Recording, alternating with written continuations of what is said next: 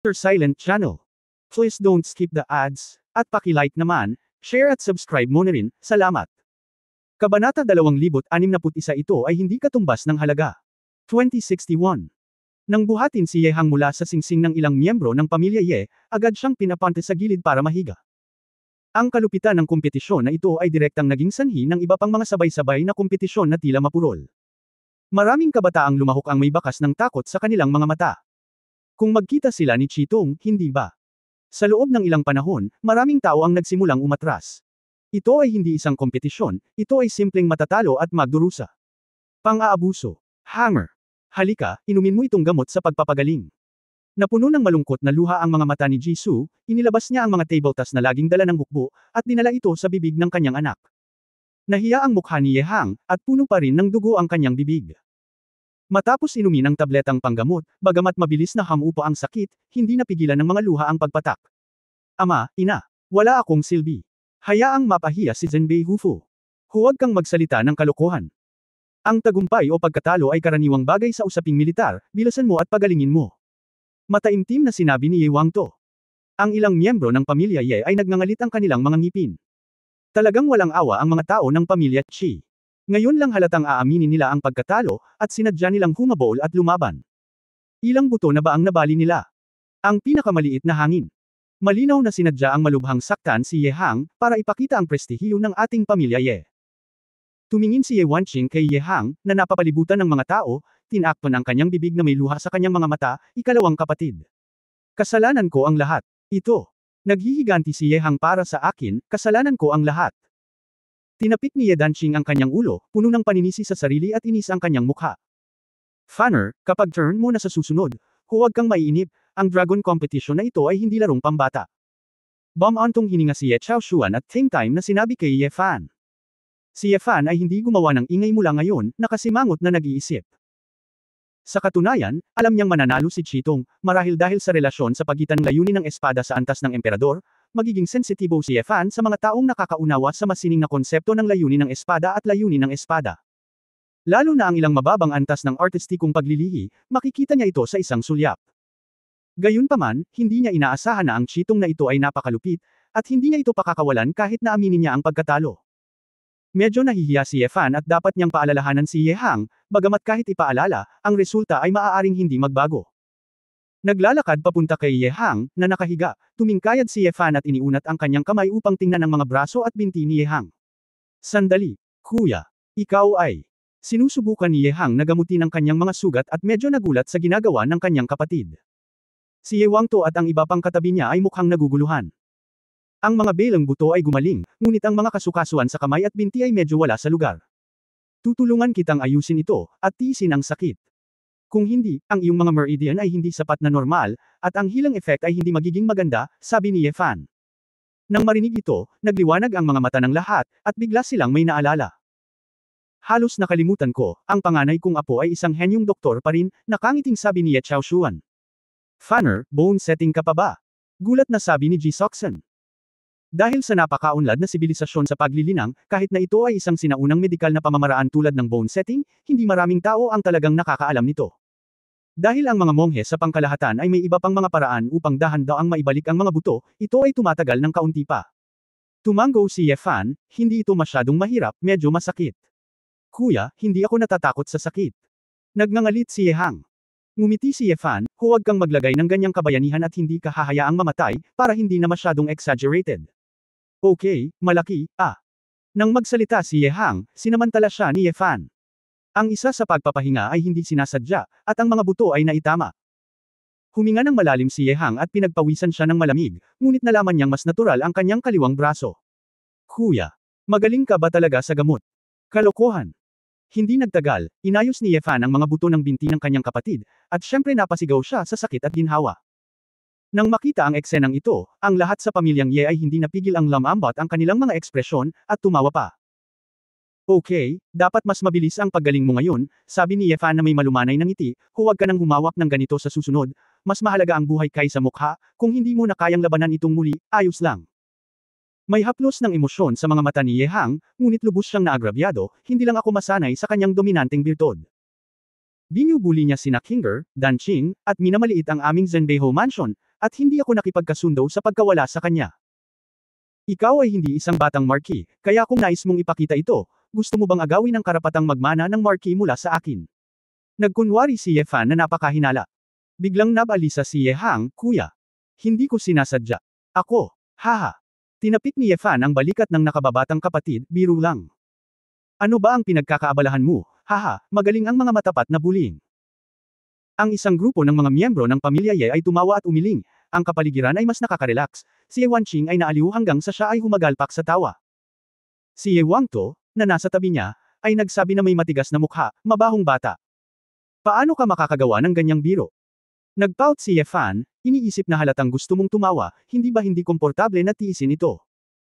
Ang iba pang mga angkan sa nakapaligid na lugar ay nataranta nang malaman nila na ang pamilyang Ye ay dumanas ng napakalaking pagkatalo, at sila ay tumatawa pa rin. Dumaan ang isa pang dosenang round, ngunit hindi pa rin nabubunot si Ye Fan. Walang sinuman sa pangunahing yugto ng pagbuo ng isang tableta ang nagkusa na piliin si Ye Fan. Pagkatapos ng lahat, ang bloodline ng Fire Dragon ni Ye Fan ay mahirap harapin sa yugto ng pagbuo ng isang tableta. Makakabalik lang si Ye Fan kay Su Qingzhou, at medyo naiinip na bang-ulong, maghintay ng ganito, kailan kaya? Ang mga gantimpala sa taong ito ay napakalaki, lahat ay naglalaro ng napakaseryoso, sa palagay ko ito ay hindi hanggang gabi. Hindi ito maaaring matapos, sabi ni Ye Danqing. Hindi makapaghintay ang asawang maglaro. Nakangiting sabi ni Su Qingzhou. Nagkibit balikat si Ye Fan, kumuha ng isang piraso ng maaalog, at isinilid ito sa dumplings, nakakainip lang. Sayang ang oras ko. Pinanood ni Su Qingzhou ang mga dumpling na kumakain ng karne ng may sarap, nang hindi namamalayan. Napalunok siya. Hindi maiwasan ni Ye Fan na tingnan ang oras sa kanyang telepono, napagtanto lang na oras na talaga ng tanghalian. Natural lang na ang mga nagsasaka na naruroon ay natural na hindi kailangang maglaan ng oras para kumain, ngunit ang isang ordinaryong tao tulad ni Su Qingzhou ay nagugutom. Xiaoshuo, gutom ka ba? Hindi pa ako nakakain ng masyadong almusal. Nakaupo ako nang hindi kumakain o umiinom. Ihahatid kita sa hapunan. Tanong ni Ye Fan. Hindi na kailangan, ayos lang, hintayin mong matapos ang 3 round ng asawa mo. Umiling si Su Qingzhou at sinabing, wala bang karne para sa isang bagay, at dapat ding kumain ang babae. Stupid, yan ang maalog na karne para sa dumplings. Siguradong may hindi pagkatunaw ng pagkain mo kung kakainin mo ito. Gusto mo bang samahan ka ni Qinger kumain? Tanong ni Ye Fan na may pag-aalala. Tumanggi pa rin si Su Qingzhou, hindi ako komportable sa iyong concubine, tingnan natin kung paano kumpara ang iyong asawa. Nang makita ang kaunos-lunos na kalagayan ni Ye Hang ngayon, hindi lumayo ang babae sa takot sa mangyayari. Tapos hihilingin ko kay Qinger na magdala ng pagkain dito. Paano makakain ang sinuman sa Shenlong Dobby, bakit hindi magbiro ang mga tao, asawa, ayos lang ang asawa. Napakamot si Ye Fan sa kanyang ulo para makita ang sobrang boring. Hindi sulit na patayin sa gutom ang kanyang asawa sa lahat ng oras. Bagamat gusto niyang harapin ang chitong na iyon, hindi pa niya ito turn, at hindi solusyon para sa kanya ang maghintay. Iniisip pa lang, biglang lumabas ang pangalan ni Ye Fan sa isang screen. Kuya, ikaw na. Bulalas ni Ye Wanqing na may matalas na mata. Noong nakaraan, umaasa ako na si Ye Fan ay magpapakita ng higit na mukha, ngunit sa pagkakataong ito, hindi na masaya si Ye Wanqing. Sa ganoong okasyon, hiniling niya na hindi na kailangang sumama si Ye Fan sa labanan. Lumingon si Ye Fan at nakitang totoo ito. Matapos mag-isip ng ilang sandali, tumayo siya at naglakad patungo sa isa sa mga arena sa ilalim ng umaasam at masalimuot na tingin ng pamilya Ye. Chapter 2062 Paano niya nalaman? 2062 Kahit na ang labanan sa core formation stage ay hindi nakatawag ng pansin, si Ye Fan ay agad na nakakuha ng maraming atensyon sa sandaling siya ay umakyat sa entablado. Naka-on si Ye Fan. Oo naman, nagising ako sa bloodline ng Fire Dragon, at may tiwala ako. Makakapagkumpara lang ako sa grupo sa core formation stage. Pagkatapos ng 3 round, kailangan ko na yata umalis. Mas maganda yun kaysa dati. Mas maganda yun, at least nakakalaro siya. Nakakalungkot na masyadong mababa ang kanyang cultivation, kung hindi, sa dugo ng dragon na apoy, maaari siyang makipag-away kay Chitong, baka makapagpalabas siya para kay Ye Hang. Si Ye Fan Kai ay nagsimulang magsalita ng sunod-sunod. Nakukuha pa rin pala siya ng atensyon sa clan, at pwede siyang sumikat kahit inutil siya to a certain extent. Ye Fan, random ka bang pumili, o ikaw mismo ang pipili ng kalaban? Tanong ng matandang referee. Natural, hindi basta-basta si Ye Fan. Tinuro niya si Chitong na nasa ilalim ng stage at sinabing, siya lang. Napakaraming bulalas sa madla, at isa-isang tumayo ang pamilya Ye. Oh my God! Maghihiganti talaga si Ye Fan kay Chitong. Baliw ba siya? Hinahamon ni Jiedan si Chitong, na humuhubog sa espiritu ng espada. Ang isang grupo ng mga clansmen ay umiling at bumantong hininga, pakiramdam na si Ye Fan ay masyadong walang ingat, at na siya ay kumikilos lamang ayon sa kanyang kalooban. Si Ye Wangtu, Ye Zhaoshuan, at iba pa ay lumulubog na parang tubig ang mukha, ngunit bilang mga lalaki sa pamilya, wala silang dahilan para panghinaan ng loob ang madugong pagpili ni Ye Fan. Fanner, huwag kang impulsive. Nagmamadaling sigaw ni Jisoo. Kinakabahang kinuyam ni Su Qingzhou ang kanyang mga kamay, natulala sina Ye Wanqing at Ye Danqing sa gilid. Ano ba kasing iniisip ni kuya? Paano mo ito malalampasan? Nakahiga doon si Ye Hang na may pulang mata, gusto akong ipaghiganti ni kuya. Si kuya huwag gumawa ng mga katangahang bagay. Gayunpaman, sa lalong madaling panahon na laman ng lahat, ang pag-aalala ay labis. Sumimangot ang matandang referee at sinabing na kumpleto na ni Chitong ang unang round, at least mapipili siya para sa second round. Kahit na maaari kang pumili sa iba't ibang antas, maaari mo lamang piliin ang mga hindi mo naihambing. Ano? May ganyang rule. Na-depress si Ye Fan, ngayon lang niya napansin. Ngunit kung iisipin mong mabuti, ang panuntunang ito ay normal, kung hindi, ang ilang mahihinang tao ay madaling mapipili sa lahat ng oras, at ang mga malalakas na tao ay hindi magkakaroon ng pagkakataong maglaro. Tama, kung hindi, bakit hatiin ang mga round? Siyempre, dapat itong tretuhin ng patas, sabi ng referee. Si Chitong ay nagpakita ng mapang-asar ng ngiti sa kanyang mukha, hindi ba't dahil alam kong hindi ako makakapagkumpara, kaya pinili ko ito ng kusa. Noon lang. Na naiintindihan ng lahat, at maraming tao ang ngumiti at naramdaman na sila ay kinuha ni Ye Fan. Feeling is to use the rules, kunwari. Sinabi ko lang kung paano siya magkakaroon ng lakas ng loob na piliin si Chitong. Iyon nga iyon. Grabe magnanakaw ang batang ito, muntik na siyang dayin. Itinuro ng matandang referee ang 12-dosenang natitira sa screen. Sa yugto ng pagbuo ng tableta, ito ang mga kalahok sa panahon ng pagbuo ng tableta, tulad mo, tingnan natin. Hindi interesado si Ye Fan na maghanap ng isang tao mula sa core stage, kaya nagwalas siya, at nang damapo ang kanyang mga mata sa isang maliit na figure, agad niyang inayos ang frame. Pinili ko siya. Daan-daang pares ng mata ang halos una. Sumunod ay napatingin siya sa maliit na figure na matagal nang hindi pinansin. Ito ay isang maliit na batang babae sa isang maliwanag na dilaw na uniforme ng militar ng kababaihan. Mga 1.5 metro lang ang taas niya. Sa lahat ng mga bata na nakilahok, mayroong ilang mga kababaihan, ngunit ang maliit na batang babae na ito ay hindi mahalata na walang nakapansin sa kanyang pag-iral sa karamihan. Dahil sa kanyang katamtamang hitsura, maikling tangkad, at mahiyain, wala man lang siyang aura, at nakakulong sa isang sulok ng hindi nakikipag-usap sa sinuman. Kahit na parang walang nakakakilala sa kanya. Ako. Ang maliit na batang babae na may dalawang nakapusod ay halos iniisip na mali ang kanyang narinig. Natigilan ang matandang referee. Hindi niya kilala ang batang babae, kaya kailangan niyang sabihin, anak, akyat ka na. Namula ang maliit na batang babae nang marinig niya ito, at malapit na siyang tumalon sa ring. Ngunit dahil sa sobrang pagkainip, hindi sinasadyang natisod ako sa gilid ng ring nang tumalon ako dito. Aray! Nakita ko ang maliit na batang babae na, tumili, at bumagsak sa lupa. Ilang saglit na namayani ang katahimikan sa paligid. Pagkaraan ng ilang sandali, nang ang batang babae ay nagmamadaling hinimas ang kanyang ilong at tumayo, ang mga manunood ay humagalpak sa tawa. Haha! Nandito ang babaeng ito para magpatawa. Napakawalan niya ni Ye Fan. Anong kalaban ang pinili mo? Talagang basura ang basura. Ngayon lang, sinadya kong pinili si Chitong na hindi may kukumpara. Ito ang tunay niyang ugali. Ang kalaban na gusto mong hamunin. Ang paninindigan ng pamilya Ye, isang grupo ng mga miyembro ng pamilyang Ye ang nakaramdam ng kawalang hiyaan, at bumantong hininga ng walang magawa. Si kuya talaga. Hindi ka ba makapili ng normal na kalaban? Saan ba nabibilang ang batang ito? Niyakap ni Ye Wanqing ang kanyang ulo. Hehe. Ito ang Ye Fan na kilala ko, nakangiting sabi ni Ye Danqing. All of a sudden, pati yung mga nagaganap na competition sa tatlo pang venue ay medyo stagnant, kasi sobrang absurd ng atmosphere sa scene na hindi ko maiwasang matawa. Napabuntong hininga ang matanda sa referee at pinatahimik ang mga tao sa paligid bago nagtanong, anak, hindi pa kita nakikita, saang pamilya kakabilang, at ano ang pangalan mo? Pakiusap ko kay Hua Xiaoluo. Napalunok ng kaba si Shuang Mawei, namumula ang mukha. Oh, mga taong mula sa pamilya Hua. Ang pamilyang Hua ay isang sangay ng pamilyang Ji, at ang populasyon ay hindi kailanman naging maunlad, kaya't hindi gaanong mga tao ang kanilang kilala, at sila ay kabilang sa pamilya na noon pa man ay hindi kilala. Tumingin ang referee at lahat sa big screen, at nang maghanap sila ng impormasyon, nagulat silang lahat. Galing ka ba sa Soul Shaper? Natigilan ang referee. Oo, masiglang tumanggo si Hua Xiaoluo. Bagamat ang partikular na cultivation base ng bawat tao ay hindi makatotohanan sa screen, anuman ang mangyari, si Hua Xiaoluo ay hindi bababa sa isang spirit shaper, hindi isang elixir. Nangangahulugan din ito na pumili pa rin si Ye Fan ng isang kalaban sa buong hanay. Sa pagkakataong ito, mas kaunti ang tumatawa dito. Ang kaharian ng spirit-shaping realm ng little sister na ito. Ni hindi ko nakita. Ginamit mo ba ang hidden dragon art? Naalala ko, hindi ba si Hua Xiaoluo ang bunsong anak ng kasalukuyang pamilyang Hua? Parang 18 taong gulang siya. So, hindi little sister, she's just a little girl. She can shape spirituality, bakit hindi ko pa siya nakitang lumaban sa isang malaking competition noon? Sino ang nakakaalam, nahihiya? Siguro 18 taong gulang siya, at kung hindi siya aakyat, wala siyang pagkakataon, ang matigas na sinabi ng referee elder, kung ganoon, kung walang problema, simulan natin ang kompetisyon. Oo.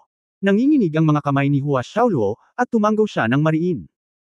Nang tumingin siya kay Ye Fan, pilit na ngumiti ang babae at sinabing, Ye consort, please enlighten me. Magiliw ding ngumiti sa kanya si Ye Fan, anong uri ng sandata ang ginagamit mo? Ako. Ako ay isang plastik na espiritu, ikaw ay isang dandan, hindi ko pa kailangan ng sandata. Nag-alinlangan si Hua Xiaoluo. Talaga. Ngumisi si Ye Fan. Itatango pa lang ni Hua Xiaoluo ang kanyang ulo, bigla niyang nalaman na ang figure ni Ye Fan ay biglang kumislap sa kanyang harapan. Nang siya ay nasa ulirat, nakita niya si Ye Fan na lumitaw sa tapat ng kanyang braso. Kasabay nito, ang isa sa mga daliri ni Ye Fan ay dumampi na sa tulay ng ilong ni Hua Xiaoluo. Ang bilis ng panandaliang pagsabog na ito ay nagpang-inig sa mga manunood na orihinal na walang interes sa kanilang paligid.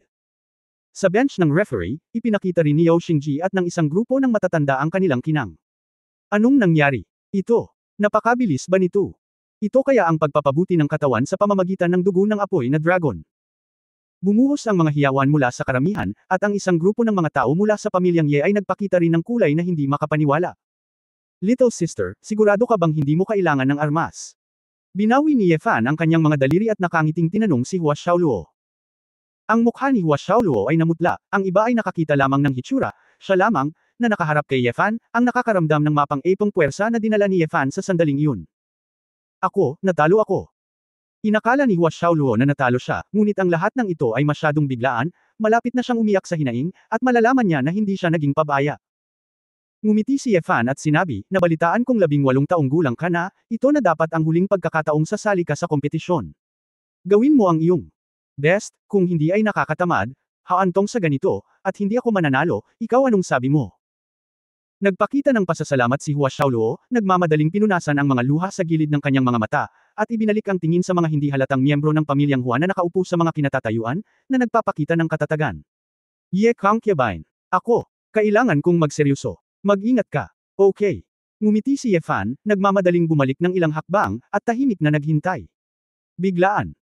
Nakita ko ang mga mata ni Hua Xiaoluo na biglang nagliwanag ng gininto ang apoy, at ang martial na damit sa kanyang katawan ay automatikong walang hangin. Isang pressure na mas malakas kaysa sa anumang naunang kalahok ang biglang pinakawalan. Paano ito posible? Ika-9 na antas ng mga espiritu sa paglililok. Lahat ng mga angkan sa itaas at ibaba ng mga stand, kahit ilang matatanda na daan-daan o libu-libong taong gulang, lahat ay nagulat na tumayo at bamuka ang kanilang mga bibig. Hindi sa hindi ko nakita ang pang-9 na antas ng plastik na espiritu, ngunit walang sinuman ang mag-aakala na ang gayong hindi kapansin-pansing maliit na batang babae mula sa pamilyang Hua ay maaaring magtago ng napakalalim. Maraming mga mata ang tumingin sa ilang naiwan sa pamilya Hua. Sa oras na ito, ang pinuno ng pamilya Hua, ang ama ni Hua Xiaoluo, sa wakas ay nagpakita ng mapagmataas na ngiti sa kanyang mukha. Ito ay simula pa lamang. Nang iunat ni Hua Xiaoluo ang kanyang kamay, isang matalim na layunin ng espada ang gamulong ng mahabang espada mula sa mga manunood at lumipad sa kanyang mga kamay. Naririnig na ng audience ang napakaraming air conditioning ang tunog ng sword intent. Naiintindihan din niya ang sword intent. Ang sword intent na ito ay mas malakas kaysa sa sword intent ni Chitong. Mukhang mas mapang-api. Nagsimulang manginig ang boses ng ilang kabataang kalahok. Simula sa mahabang espada, ang layunin ng espada ay parang umiikot na sayaw ng hindi mabilang na lumilipad na mga bulaklak, at patuloy na namumulaklak ang mga golden light spot sa paligid ng katawan ng espada. Sa oras na ito, si Hua Xiaoluo, bagamat maliit ang tangkad, ay may dalawang nakapusod na medyo wala pa sa gulang. Ngunit ang poster ng paghawak ng mahabang espada, sa likuran ng gininto ang apoy at lumilipad na mga bulaklak, ay nanagna sa lahat ng mga batang talento sa madla. Ika-9 na layer ng Sculpting Spirit, Heaven Level Sword Intent. Kailan nagkaroon ang Hua family ng isang babaeng lumalaban sa Diyos? Si Yao Xingji at iba pang matatanda ay tumayo ng sunod-sunod, na may mga ekspresyon ng labis na kaligayahan sa kanilang mga mukha. Isang bihirang henyo.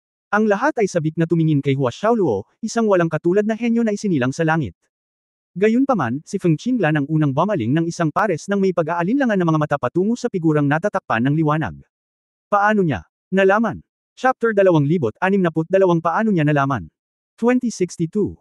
Kahit na ang labanan sa core formation stage ay hindi nakatawag ng pansin, si Yefan ay agad na nakakuha ng maraming atensyon sa sandaling siya ay umakyat sa entablado.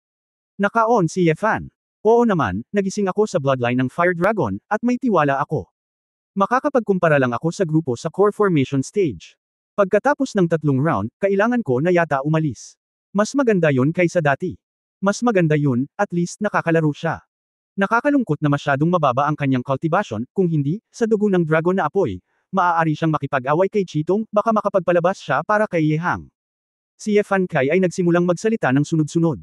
Nakukuha pa rin pala siya ng atensyon sa clan, at pwede siyang sumikat kahit inutil siya to a certain extent. Yefan, random ka bang pumili, o ikaw mismo ang pipili ng kalaban? Tanong ng matandang referee. Natural, hindi basta-basta si Yefan. Tinuro niya si Chitong na nasa ilalim ng stage at sinabing, siya lang. Napakaraming bulalas sa madla, at isa-isang tumayo ang pamilya Ye. Oh my God! Maghihiganti talaga si Yefan kay Chitong. Baliw ba?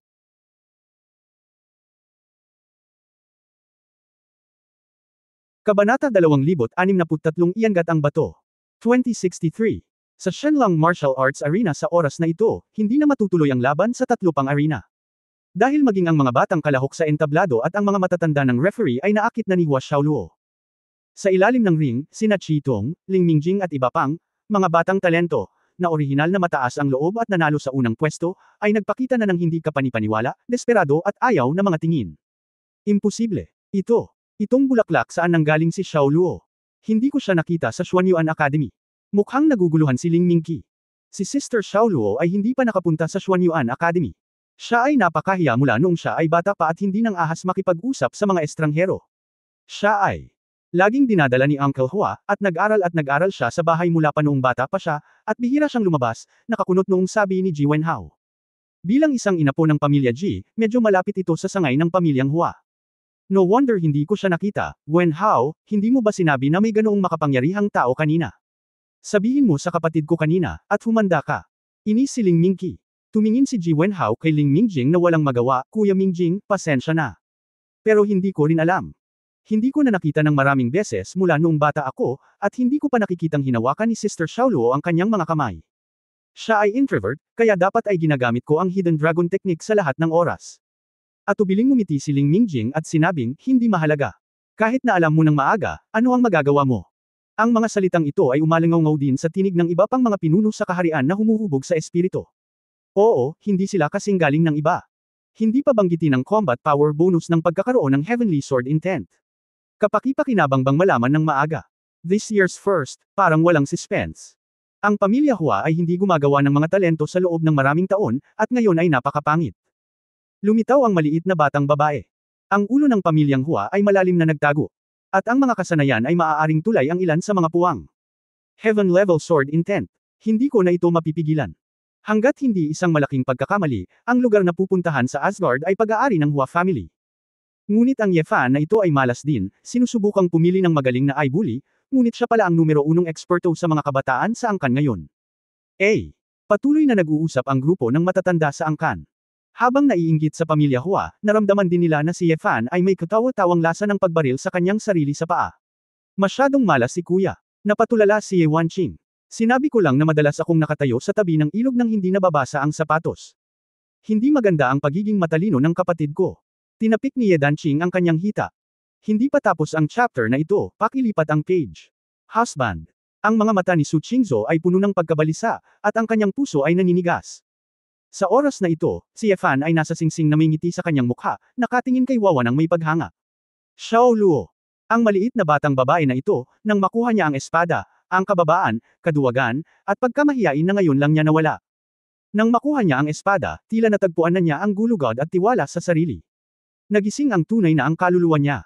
Ipinapakita nito na talagang gusto niya ang mga espada at lubos na nagtitiwala sa kanyang swordsmanship.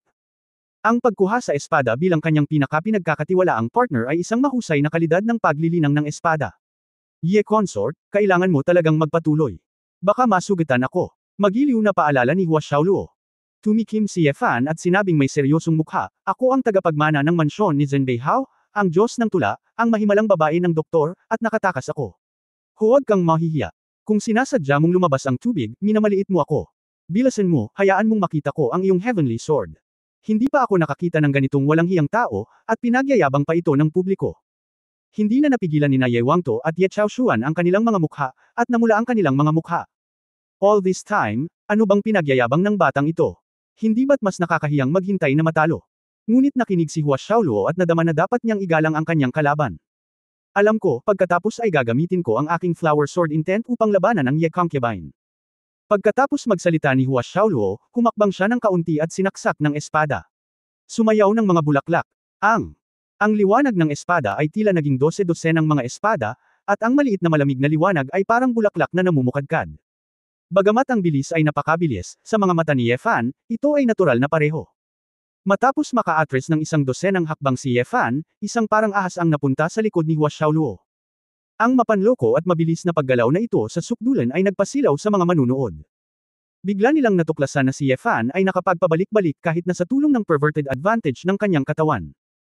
Nang sampilan ni Ye Fan ang batang babae sa likod ng babae gamit ang palad ng kanyang tunay na enerhiya, isang pagkabigla ng tunay na enerhiya na sumanib sa ikasyam na antas na paghubog ng espiritu at antas ng langit na layunin ng espada ay dumating. Bang! Laking gulat ni Ye Fan kaya umatras siya ng mahigit 10 metro. Oh, gatlang M. Napakadelikado. Ayos lang. Ang bilis naman nitong batang ta. May mga iba't ibang masalimuot na tandang mula sa madla, hindi pa tapos ang kabanatang ito, pakiliko.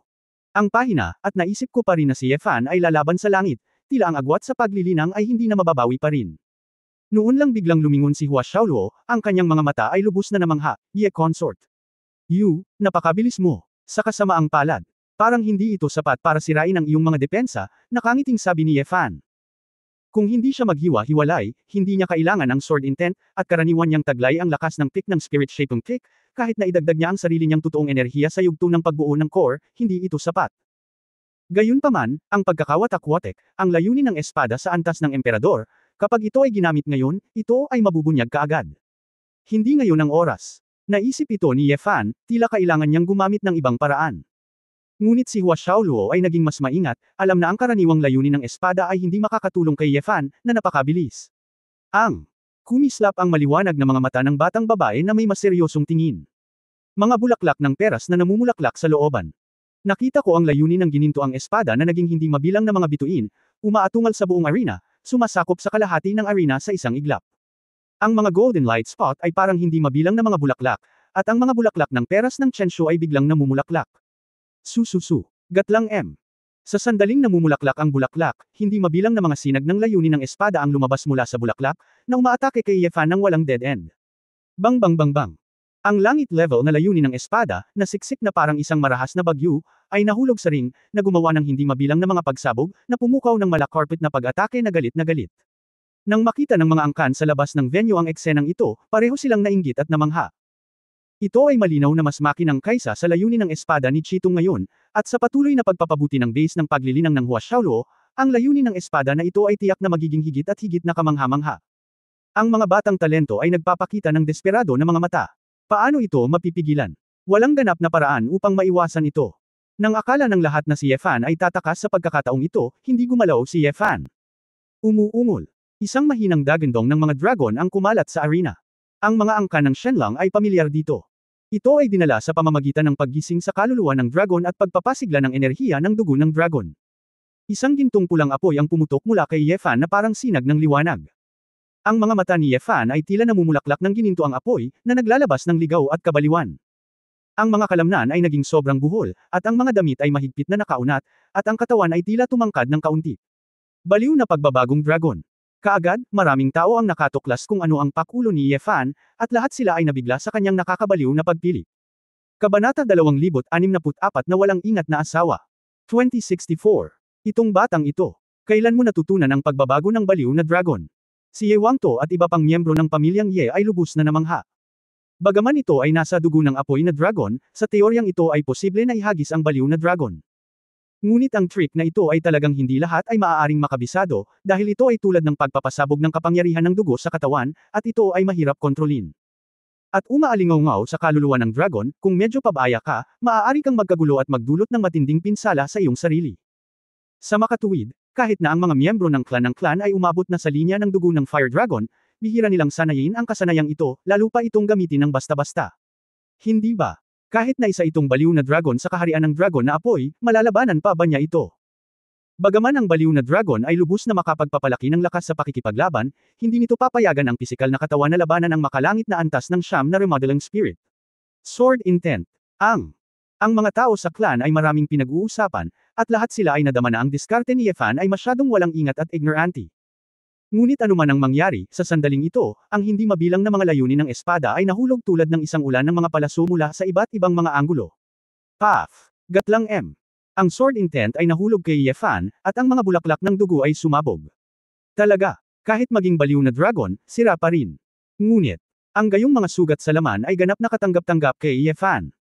Si Yefan ay napuno ng dugo, ngunit sumugod pa rin siya patungo kay Hua Xiaoluo nang walang anumang hadlang. Paano ito posible? Natigilan si Hua Xiaoluo nang makita niya si Yefan na sumusugod ng hindi makatwiran sa kanyang sword intent. Hindi lang siya, kundi lahat ng clansmen sa itaas at ibaba ng stand ay malapit ng malaglag ang mga eyeballs. Ang batang ito ba ay isang tansong balat at isang bakal? Ang kadugo ng dragon na apoy ay baliw, at mayroon itong gayong banal na kapangyarihan. Kasama ang mga matatanda, lahat sila ay parang nakita na nila ang bagong mundo. Minamaliit ba nila ang kapangyarihan ng pagbabago ng baliw na dragon, o masyadong pervert si Yefan? Gayunpaman, nakikita pa lang si Yefan na patuloy na dumudura ng dugo at nagmamadaling pasulong, maraming tao na ang nakaramdam ng manhid na ang kanilang mga anit. Ito ay talagang malupit. Namutla ang mukha ni Hua Xiaoluo, na pagtanto na hindi sapat ang lakas ng sword intent, mabilis niyang binawi ang kanyang espada at pinili ang santukan sword intent. Ang mga bulaklak ay parang brocade. Ang mahabang espada ay natangay, at ang layunin ng espada ay parang isang malaking piraso ng mga talulot na lumilipad, na bumubuo ng isang brocade ng higit sa isang dosenang bulaklak sa harap ni Xiaoluo. Gitling! Galit na umungol si Yefan matapos tansyahin ang kakayahan ng kanyang katawan na labanan ang mga suntok, tulad ng isang rhinocero na nakabaluti ng bakal, at tulad ng isang marahas na bakal na karwahe, direktang sumugod sa mabigat na espada. Bang! Bang bang! Ikan-away ni Yefan ang kanyang mga kamao. Tila ang labas ng kanyang katawan. Hindi pa tapos ang kabanatang ito, pakilipat ang pahina. Ay ang kapangyarihan ng tunay na diwa at dugo, ngunit sa katunayan ito ay napunit sa pamamagitan ng lakas ng laman. Layunin ng espada. Kahit na ang pagkakawatak-watak ng pinahinang bersyon ay sapat na upang maabot ng lakas ni Yefan ang kaharian ng immortalidad. At ang karanasan sa pakikipaglaban ni Yefan ay sapat na para makabawi sa baguhang Hua Xiaoluo. Tumpak na tinansya ni Yefan na kahit na sinubukan niya ng husto, ang kanyang pisikal na katawan ay masisira, ngunit ang bilis ng pagbawi ng kanyang katawan ay tataas din ng husto pagkatapos maging isang baliw na dragon, kaya talagang na-offset ito ng husto. Ang kailangan niyang gawin ay mahuli si Hua Xiaoluo ng biglaan. Oo nga, ang mga mata ni Hua Xiaoluo ay puno ng takot nang makita niya ang katawan ni Yefan na puno ng dugo, ang kanyang mga kamao ay duguan, at siya ay sumugod patungo sa kanya. Bang! Gitling! Isang mahinang tunog ng layunin ng espada ang sumabog, si Yefan ay parang Diyos ng digmaan na nagninanga sa apoy, at tulad ng isang madugong mandirigma na nakaligtas sa larangan ng digmaan, sumugod siya sa harap ni Hua Xiaoluo. Napatulala si Hua Xiaoluo, na parang nagyelo ang buong tao. Sa katunayan, hindi lang siya, kundi ang martial arts field ay tahimik na, tanging ang hangin lang ang humahagulgol. Ang lahat ay nakatitig ng blanco kay Yefan, isang, walang ingat na tao, sa yugto ng pagbuo ng isang tableta, ang kanyang aura ay napakalaki na. Ang kalaban ng 9-level heaven-level sword intent of Shaping Spirit. Sa sandaling ito, ang Hua Xiaoluo ay tila liwanag lamang ng mga butil ng palay, at bago ang nagliliyab na araw ni Yefan, ang liwanag ay ganap na natatakpan. Natalo ka! Tinakpan ni Yefan ang maliit na ulo ni Hua Xiaoluo ng isang kamay na puno ng dugo. Nang damaloy ang mainit na dugo mula sa kanyang mga mata, ang mga mata ni Hua Xiaoluo ay namula, at sa wakas ay nasira siya. Dang! Nahulog ang espada sa lupa. Napaluha si Hua Xiaoluo, wow! Gatlang M. Hindi na niya napigilan, ang labanang ito ay nagpabaligtad sa kanyang mundo, hindi niya akalain na may isang taong nakakatakot. Sa sandaling tumalikod siya, tumakbo siya palabas ng stage habang umiiyak. Pare, si Xiaoluo talaga. Takot. Wuho, nagmamadaling pumunta si Hua Xiaoluo sa kinaroroonan ng kanyang ama. Ang may-ari ng pamilyang Hua ay mayroon ding komplikadong mukha, ngunit nang makita ang kanyang anak na babae na umiiyak sa takot, siya ay nagmamadaling umakyat at niyakap ang kanyang anak, at pagkatapos ay tumingin kay Yefan sa entablado na may walang magawa at humahangang tingin. Sa katunayan, ang No 1 Nanogram pamilya Hua ay tila galit o ayaw, dahil ito ay isang tunay na pagkatalo. Isang grupo ng mga batang talento tulad ni Ling Mingjing at Chitong, na parang unang beses nilang nakilala si Yefan, lahat sila ay kasing putla ng papel. Nawala si Hua Xiaoluo. Pagkatapos sila, hindi man lang sila naglakas loob na isipin ito. Sa bench ng referee, natigilan din ang isang grupo ng mga matatandang nakakaalam. Itong Yefan. Ito ba ay isang henyo? O ito ba ay isang mapalad na tao? Ito ay hindi makatwiran. Hindi pa tapos ang kabanatang ito, pakilipat ang pahina, kay Hua Xiao. Ang kapangyarihan sa pagpapatupad ay maihahambing sa ikatlong antas ng Long Habitat, itong Yefan Formation Stage, kahit na ito ay isang baliw na dragon, hindi ito dapat. Hindi napigilan ni Yao Xingji na tanungin si Feng Qinglan sa tabi niya, Feng Qinglan. Elder, sa tingin mo ba ay may ganoong kapangyarihan ang Wild Dragon Transformation? Napakalalim ng mga mata ni Feng Qinglan sa sandaling ito, nakatitig ng diretso kay Yefan, at sinabing, at least. Kung ako sa kanya, akala ko hindi ko magagawa. Tahimik na tumanggaw si Yao Xingji at iba pang matatanda. Hindi talaga nila maintindihan. Natahimik sandali ang eksena, ngunit tumalikod si Yefan at ngumisi sa matanda ng referee, pinaalalahanan siyang huwag mataranta. Oh, Yefan Sheng. Nalunok ng matandang referee ang kanyang lalamunan sa matagal na takot. Tulad ng karamihan sa mga taong naruroon, ang referee ay hindi makapaniwala sa kanyang nakita. Hanggang sa sandaling ito, ang mga miyembro ng pamilya Ye ay sumabog sa nasasabik na tagay. Kuya. Nanalo si Kuya. Walang pakialam si Ye Hang sa mga bali ng tadyang, tumayo siya at sinuntok si Ye Fan. Ang batang ito, masyadong tanga. Sinisi ni Ye Wangto ang kanyang bibig, ngunit ang pagmamataas sa kanyang mga mata ay hindi masabi. Tuwang-tuwa si Ye Zhaoshuan, haha. Ito ang tagapagmana ng aking Zhenbeiho Mansion. Asawa, ang matubig na mga mata ni Su Qingzhou ay kumikinang sa isang sinag ng liwanag, at tumingin siya sa lalaki na may komplikadong mga mata. Masyadong kamangha-mangha si Kuya. Maaari itong manalo. I'm not sure makakapunta talaga ako sa Asgard. Sina Ye Wanqing at Ye Danqing sa likuran ay nagsasayaw. Nang makita ang mga tagay at tagay na nagmumula sa paligid, pinunasan ni Ye Fan ang dugo sa kanyang mukha at mukhang walang magawa. Ang lahat ng ito ay hindi inaasahan. Kabilang sa mga bagay. Marahil ay mas mahirap para sa iba na mag-transform sa isang baliw na dragon, ngunit para sa kanya, isang malalim na gumagamit ng disintegrasyon, ang baliw na dragon ay madaling magamit ng walang pagsasanay. Mula sa punto ng view ng pagtaas ng kapangyarihan ng labanan, ang pagbabagong anyo ng baliw na dragon ay talagang hindi kasing ganda ng pagkawatak-watek, at ito ay nililimitahan ng dugo, para lamang mapahusay ang pangangatawan at tunay na kakanyahan. Hindi tulad ng disintegration, ito ay halos ang ultimate combat technique upang palakasin ang lahat ng enerhiya. Gayunpaman, hanggat maaari siyang umunlad sa antas ng mahabang buhay na kaharian, magkakaroon ng paraan upang talunin si Hua Xiaoluo. Sa katunayan, kung si Hua Xiaoluo ay katulad niya, puro gamit ang sword intent, sa halip na gumamit ng pinaghalong tunay na essence at sword intent, malamang na mahirap labanan si Ye Fan.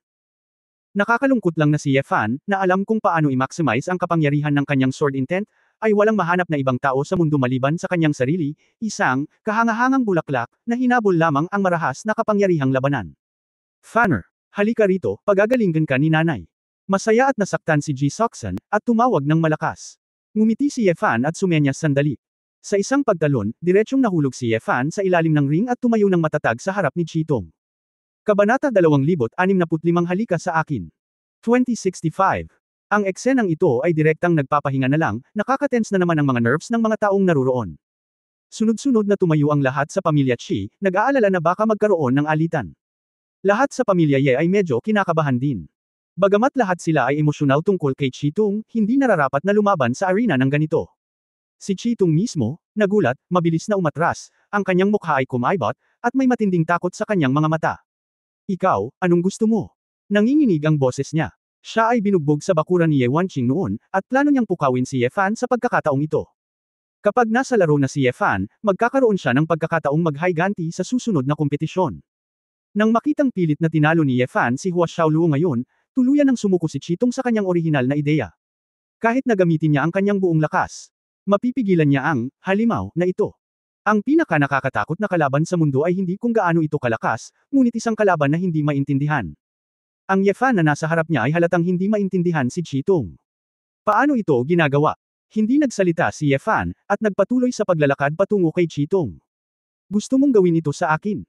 Si Chitong ay gumawa ng panimulang kilos, ngunit hindi niya maiwasang umatras, at sinabing, hindi ito singsing, ayokong lumabag sa mga patakaran. Bago pa niya matapos ang pagsasalita, biglang gumalaw si Ye Fan. Ang isa sa mga paa ni Ye Fan ay biglang bumangon, at ang anino ng binti ay napakabilis kaya hindi ito nakikita ng mga tao sa paligid. Bang! Ang panga ni Chitong ay direktang sinipa, ang buong panga ay nabasag, at ilang mga ngipin ang bumagsak. Gitling! Si Chitong ay lumilipad pabalik kasama ang tao, dugo mula sa kanyang ilong at bibig. Hindi niya naisip na hindi si Yefan ang bumaril, ngunit mga binti. Sa katunayan, kahit alam niya, hindi niya maiiwasan ang ganoong kabilas na bilis. Tumigil ka. Maraming elder ng pamilya Chi ang sumugod para pigilan si Yefan. Ngunit nang sumugod sila, mabilis na kumilos si Yefan at tumalon sa likod ni Chitong. Nang bumagsak ang katawan ni Chitong, muling hinampas ni Yefan ang kanyang kaliwang binti sa hangin. Bang! Si Chitong ay sumigaw sa hangin, ang kanyang tadyang sa braso ay nabali sa napakaraming bilang, at ang susing katawan ay lumipad palabas ng 12-dosenang metro. Ang lahat ng mga clansmen sa eksena, tulad ng nakakita ng isang human flesh missile, ay lumipad sa layong 10-10 metro, at nahulog mula sa kinatatayuan ng pamilya Chi hanggang sa ilalim ng kinatatayuan ng pamilya Ye. Ang nangingibabaw na pisikal na lakas na ito ay nagdulot ng mga tandang mula sa buong eksena. Yefan, nililigawan mo si kamatayan. Galit na bumangon ang pinuno ng pamilya Chi at bumaba para arestuhin si Yefan. Ngunit si Yefan ay gumawa ng mahabang hakbang, naglabas ng isang after-image, at direktang lumipat sa ilalim ng paninindigan ng pamilya Ye. Halos sa sandaling gamulong si Chitong at huminto, lumitaw na si Yefan sa tabi niya. Tinapakan ni Yefan ang likod ni Chitong at tinapakan ang kanyang buong katawan. Kasabay nito, hinabol din siya ng mga amo ng pamilya Chi. Gayunpaman, ang mga taong nakatayo sa harap nila ay ang pamilyang Ye rin. Bagamat biglaan ang sitwasyon, si Ye Wangto, Ye Chaoshuan at iba pang mga panginoon ng pamilyang Ye ay sunod-sunod na bumaba mula sa kinatatayuan, na matalim na hamarang sa kanilang mga mata sa harap ng lahat sa pamilyang Chi. Ye Wangto, anong ibig mong sabihin? Tanong ng pinuno ng pamilya Chi. Ang mga personal na hinaing ni Junior, ang mga juniors ang magsosolve nito, ano ang ibig mong sabihin sa pagmamadali? Tanong pabalik ni Ye Wangto. Hindi ito singsing. Private fight siya. Violation. Kailan pa naging mahina ang aming Shenlong clan na hindi man lang nila hinayaang lumaban ang mga brats? Hindi ba? Ginagamit ba ng anak ko ang layunin ni Shu? Gumagamit ba siya ng totoong yuan? Si Ye Wangto ay umungal ng malakas. Matapos siyang tanungin ng ganito, maraming tao sa eksena ang agad na tumugon. Oo. Ginagamit ni Yefan ang kanyang pisikal na lakas mula simula hanggang katapusan, ngunit hindi niya ginalaw ang kanyang tunay na diwa. Ayon sa sentido komon sa angkan, ang antas ng pakikipaglaban na ito, ay talagang hindi isang problema. Ang pamilya Chi ay walang imik ng tanungin. Bagamat nag-aapoy ang kanilang mga mata, wala silang katuturan. Ang mahina ay kumakain ng malakas, at kapag ikaw ay nabugbog, hindi mo masisisi ang iba, ang sarili mo lang ang masisisi mo sa pagiging mahina. Higit pa rito, ang mga aksyon ni Chi Tung ngayon ay talagang masyadong malupit. Nanunood ang mga clansmen sa eksena, ngunit hindi nila akalain na may mali sa paghihiganti ni Yefan para sa kanyang kapatid. Dahil sa sinabi niyan, kahit na ginamit ni Chitong ang True Yuan at Sword Intent, siya ay nabugbog. Tumingin si Yefan sa pamilya Ye at tumayo roon upang bumuo ng bakal na pader, na may ngiti sa gilid ng kanyang bibig. Pinuprotektahan pa rin ng matatandang ito ang kanilang mga pagkukulang. Bagamat hindi siya nagsalita ngayon, malamang ay gusto niyang saktan ang mga tao ng pamilya Bayan Chi. Ibinaba ni Yefan ang kanyang ulo, tinapakan ang ulo ni Chitong, at sinabing may panunuya, dapat mong maunawaan. Kahit patayin kita, magiging maayos ako, tama. Nang inig si Chitong at nakaramdam ng lamig sa kanyang mga buto. Sa katunayan, batay sa pagganap ni Yefan ngayon, ituturing siya ng clan bilang isang kayamanan, at ang Zhenbeihao Mansion mismo ay may pambihirang posisyon sa clan, at hindi ito maihahambing sa Chi clan. Ang mga matatanda sa eksena ay nanunood, ngunit hindi sila nakialam, maaari na nilang patunayan ang maraming bagay. Kung ngayon lang siya gumamit ng Sword Intent, yun lang, tapos ngayon may konting bulaklak, wala lang ang level niya. Huwag. Huwag mo akong patayin. Huwag. Alam kong mali ako. Nakikita ko ang mga taong mula sa pamilya Ye na nagtatago sa malayo sa hinaharap. Mukhang natarante si Chitong. Sa hinaharap, huwag masyado, narinig mo ba? Makinig. Narinig ko. Pinilit ni Yefan ang kanyang dila at bamantong hininga, tsaka, huwag mo akong hayaang makipagkita sa iyo sa labas sa hinaharap. Naiintindihan mo ba ang ibig kong sabihin? Nang inag muli si Chitong, naiintindihan. Naiintindihan ko. Sinabi ito ni Yefan pagkatapos ay binitawan niya ang kanyang mga paa, iniyuko ang kanyang ulo, at itinaas si Chitong. Bagamat may bali ng tadyang at braso si Chitong, nakakalakad pa rin siya ng normal. Lumingon siya at nakita ang mapaglarong tawa at mapanuksong mga mata na nagmumula sa kanyang paligid, isang kahihiyan at ayaw, ngunit ito ay umakyat sa kanyang puso. Siya ay sumuray-suray palayo ng ilang hakbang, si Chitong ay masama, at siya ay nagunat bigla. Mula sa kanang braso na maaari pang gumalaw, isang pagsabog ng tunay na diwa at layunin ng espada ang sumambulat. Boom! Mabilis na lumipad ang isang maikling kutsilyo sa isang rack ng armas. Fanner, mag-ingat ka. Nagbago ang kulay ni Ji Soxon at ng ibang mga tao sa stand nang makita nila ang eksenang ito. Hindi inaasahan ng maraming clansmen na biglang lalaban si Chitong o gagamit ng True Yuan at Sword Intent bilang paglabag sa mga patakaran ng clan. Ngunit nang lumipad ang kutsilyo sa kalahati, ang isang kamay ay sapilitang pinutol sa hangin. Mukhang matagal na itong inaasahan ni Ye Fan, at tumalikod, hawak ang maikling kutsilyo sa isang kamay. Sa ganitong antas ng layunin ng espada, casual itong mahawakan ni Ye Fan.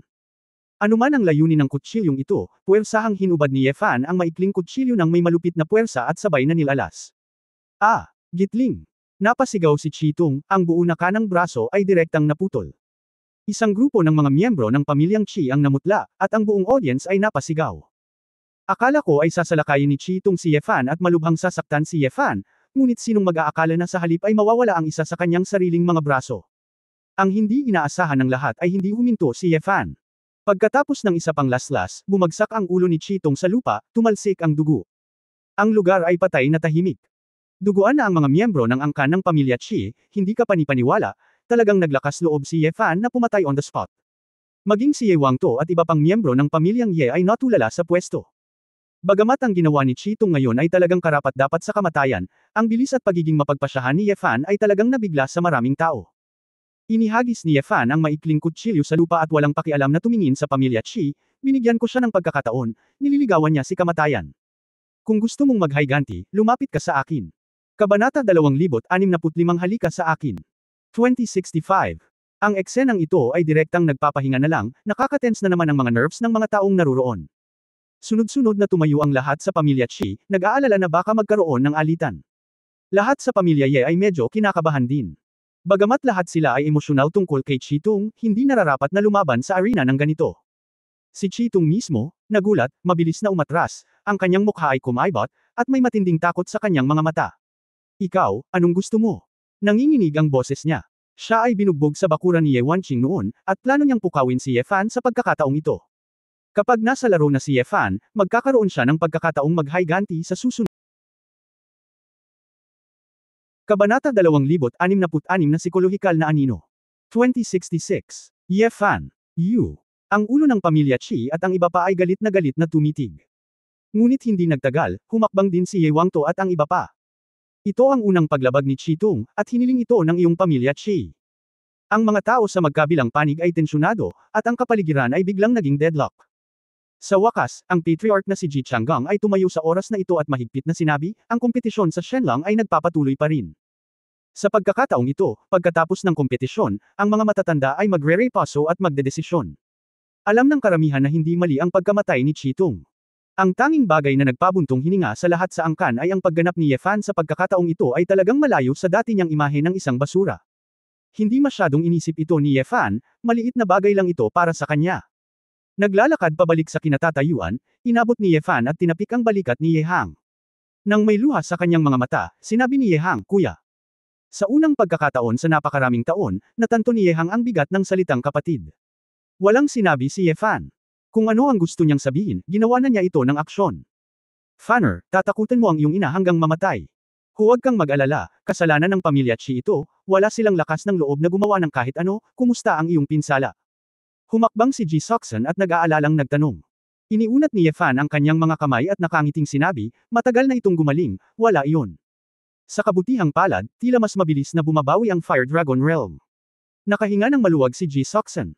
Nang makita sina Ye Wanqing at Ye Danqing sa gilid, pareho silang tumingin sa kanya ng medyo komplikadong mga mata, nakangiting sinabi ni Ye Fan, anong ginagawa mo, bakit ka natulala?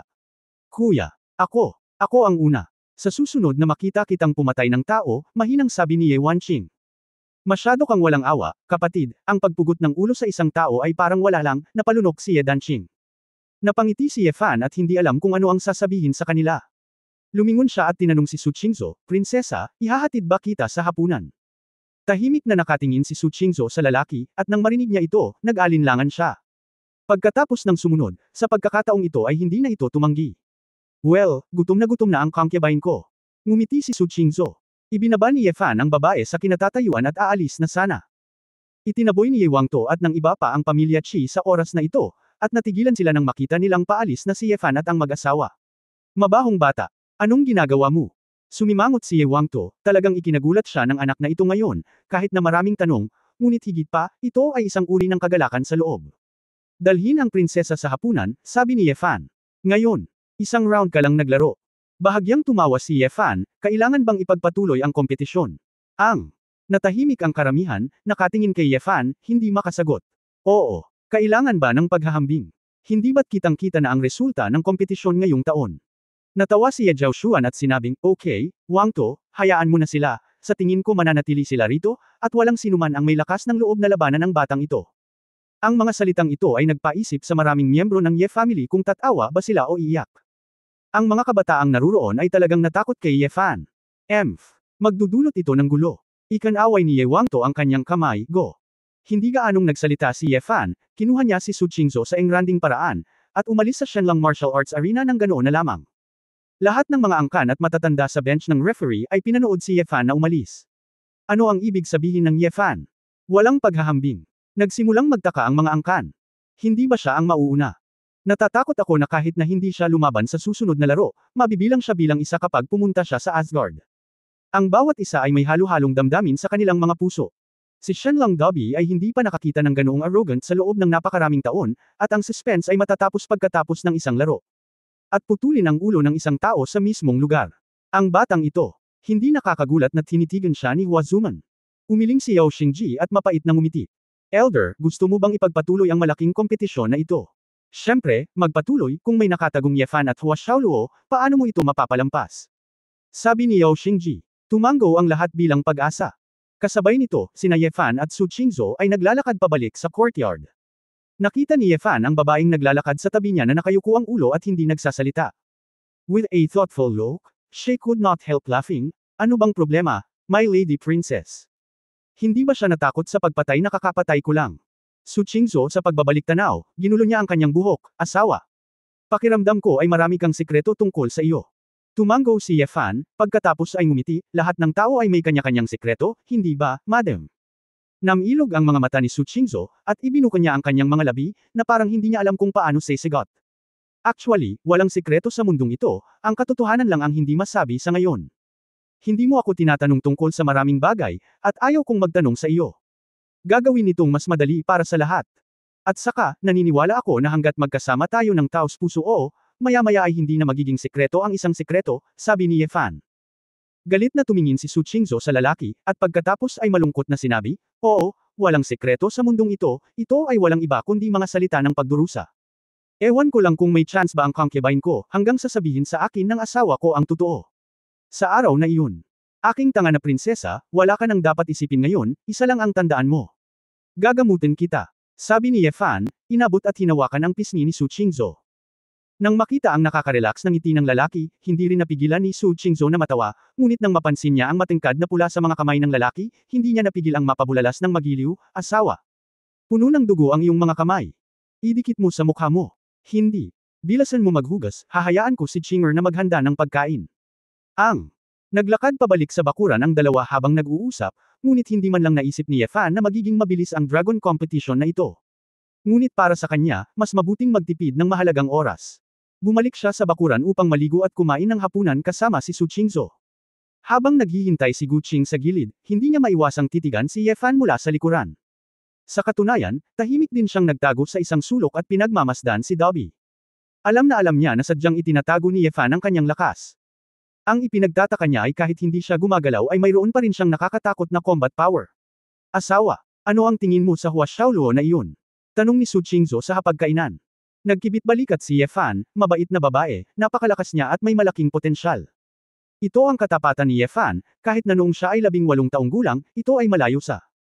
Kahit na nabuhay at lumaki ang dalawa sa magkaibang kapaligiran, naramdaman ni Ye Fan na hindi siya kasing talino niya. Pagkatapos ng lahat, si Hua Xiaoluo ay tila walang pressure ng isang krisis sa buhay at kamatayan, nagsanay lang siya ng ganito sa bahay. May sasabihin si concubine, "Huwag kang magagalit sa sinabi mo, asawa." Akala ni concubine kanina lang nasa ring si Mister, at medyo natakot siya. Nakakaawa, parang bata pa siya, nakikiramay na sabi ni Su Qingzhou. Bamulong si Ye Fan, "Meron ba? 18 taong gulang na siya. Hinawakan ko lang ang ulo niya, pero hindi ko siya natamon." "Asawa, hindi mo ba naisip na ang paglalagay ng kamay mo sa ulo niya ngayon ay higit pa sa paghampas sa kanya? Nakakatakot pa ba ang suntok niya?" Walang imak na sabi ni Su Qingzhou. Pinag-isipan itong mabuti ni Ye Fan, tila may katuturan, ngumiti siya at sinabing, "Ano ang dapat kong gawin, mag-iiwan ba ito ng psikolohikal na anino sa kanya?" "Ano ang psikolohikal na anino?" Nagtataka si Su Qingzhou. "Para lang mag-iwan ng sakit sa puso."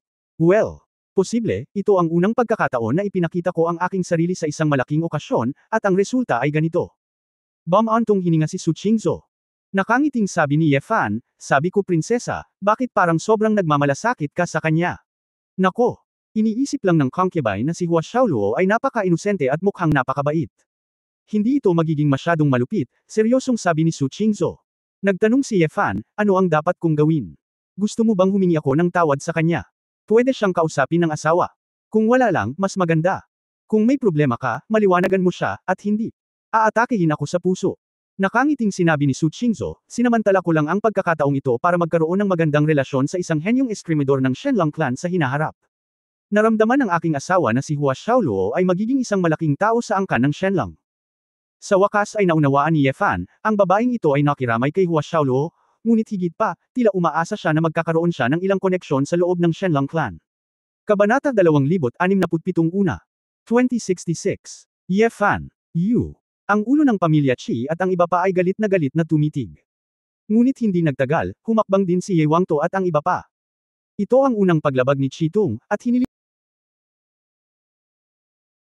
Kabanata 2068 paulit-ulit kong iniisip ito. 2068. Mabilis na ikanaway ni Hua Xiaoluo ang kanyang kamay pagkatapos marinig ito, hindi, ito ay dahil hindi sapat ang sariling pagsasanay ni Xiaoluo, paano pa siya hihingi ng mga regalo kay Ye Concubine? Hindi ko ito matatanggap. Ngumiti si Ye Fan, hindi ito likas na talento. Kayamanan sa lupa, hindi ito ang uri ng regalo na iniisip mo. Ano iyon? Curious na tanong ni Hua Xiaoluo. Hindi nagsalita si Ye Fan, lumakad papunta sa rack ng armas sa hindi kalayuan, at kumuha ng espadang kahoy para sa pagsasanay. Lalong naguluhan si Hua Xiaoluo, iniisip kung ano ang ibig sabihin ni Ye Fan, maaari ba itong labanan? Girl, isang beses ko lang ipapakita, kung gaano mo makikita, nasa iyo na. Pinaalalahanan siya ni Ye Fan, at hindi na nagsalita pa. Huminga ng malalim, si Ye Fan ay nasa open space at nagsimulang gumamit ng medyo mabagal na paggalaw upang maisegowa ang sinaunang espada. Nang sinaksak ni Ye Fan ang unang espada, ang maliwanag na mga mata ni Hua Xiaoluo ay bumukas ng husto. Nakaramdam siya ng goosebump sa buong katawan niya, at parang nanginginig ang kaluluwa niya. Isang saksak, isang tek, isang pindutin, isang sampal, isang stroke. Ang bawat espada ni Ye Fan, bawat hakbang, bawat detalye ng kanyang katawan ay nagbabago ay parang isang magandang larawan na naghahalo sa langit at lupa. Hinahabol ni Hua Xiaoluo ang ganitong uri ng swordsmanship na pinagsasama ang tao, espada, at langit at lupa, ngunit hindi niya ito nakita ng sarili niyang mga mata. Hindi niya alam na ang sinaunang eskrimidor ni Ye Fan ay nagmula sa bronze swordsman sa sinaunang libingan. Gayunpaman, habang ang swordsmanship ni Ye Fan ay naging mas sophisticado, ang kanyang sinaunang swordsmanship ay natural na higit na nakahihigit kaysa sa mga bronze figurine. Talagang ginawa ni Ye Fan ang sinaunang swordsmanship sa sarili niyang interpretasyon ng swordsmanship.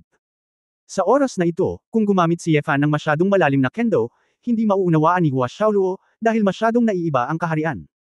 Gayunpaman, ang sinaunang swordsmanship ay ipinaliwanag mula sa mga pangunahing kaalaman. Sa katunayan, ito ay lubhang kapaki-pakinabang para sa mga henyo tulad ni Hua Xiaoluo na may mataas na talino ngunit walang pangunahing pag-unawa sa kendo.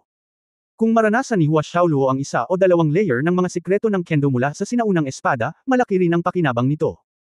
Siyempre, maaaring mag-demonstrate si Ye Fan ng ilang beses, ngunit iyon ay magiging isang istilong kramang na pagtuturo. Kung masyadong maalala ng babaeng ito, sisirain ito ang sarili niyang kendo. Kaya, hindi hihigit, hindi kukulangan, isang beses lang, kung gaano niya naiintindihan na makita ang sarili. Hindi maialis ni Hua Xiaoluo ang kanyang mga mata sa kanya, halos nakalimutan niyang huminga, patuloy na nanginginig ang kanyang katawan, at pakiramdam niya ay hindi sapat ang kanyang utak. Napakaraming hindi malinaw na misteryo na gusto niyang maunawaan, kaya umaasa siyang maunawaan ang lahat ng ito. Parang saglit lang, inalis na ni Ye Fan ang kanyang espada at nakatapos ng isang demonstrasyon. Noon lang nanlambot si Hua Xiaoluo at bumagsak sa batong bangko, na may butil-butil na pawis sa buong noo. Ye Concubine. Ikaw, eskrimador ka rin ba? Tanong ni Hua Xiaoluo na may paghanga sa kanyang mga mata. Ngumiti si Ye Fan ngunit hindi sumagot, at sa halip ay nagtanong, gusto mo pa rin ba ang Reg Along ito?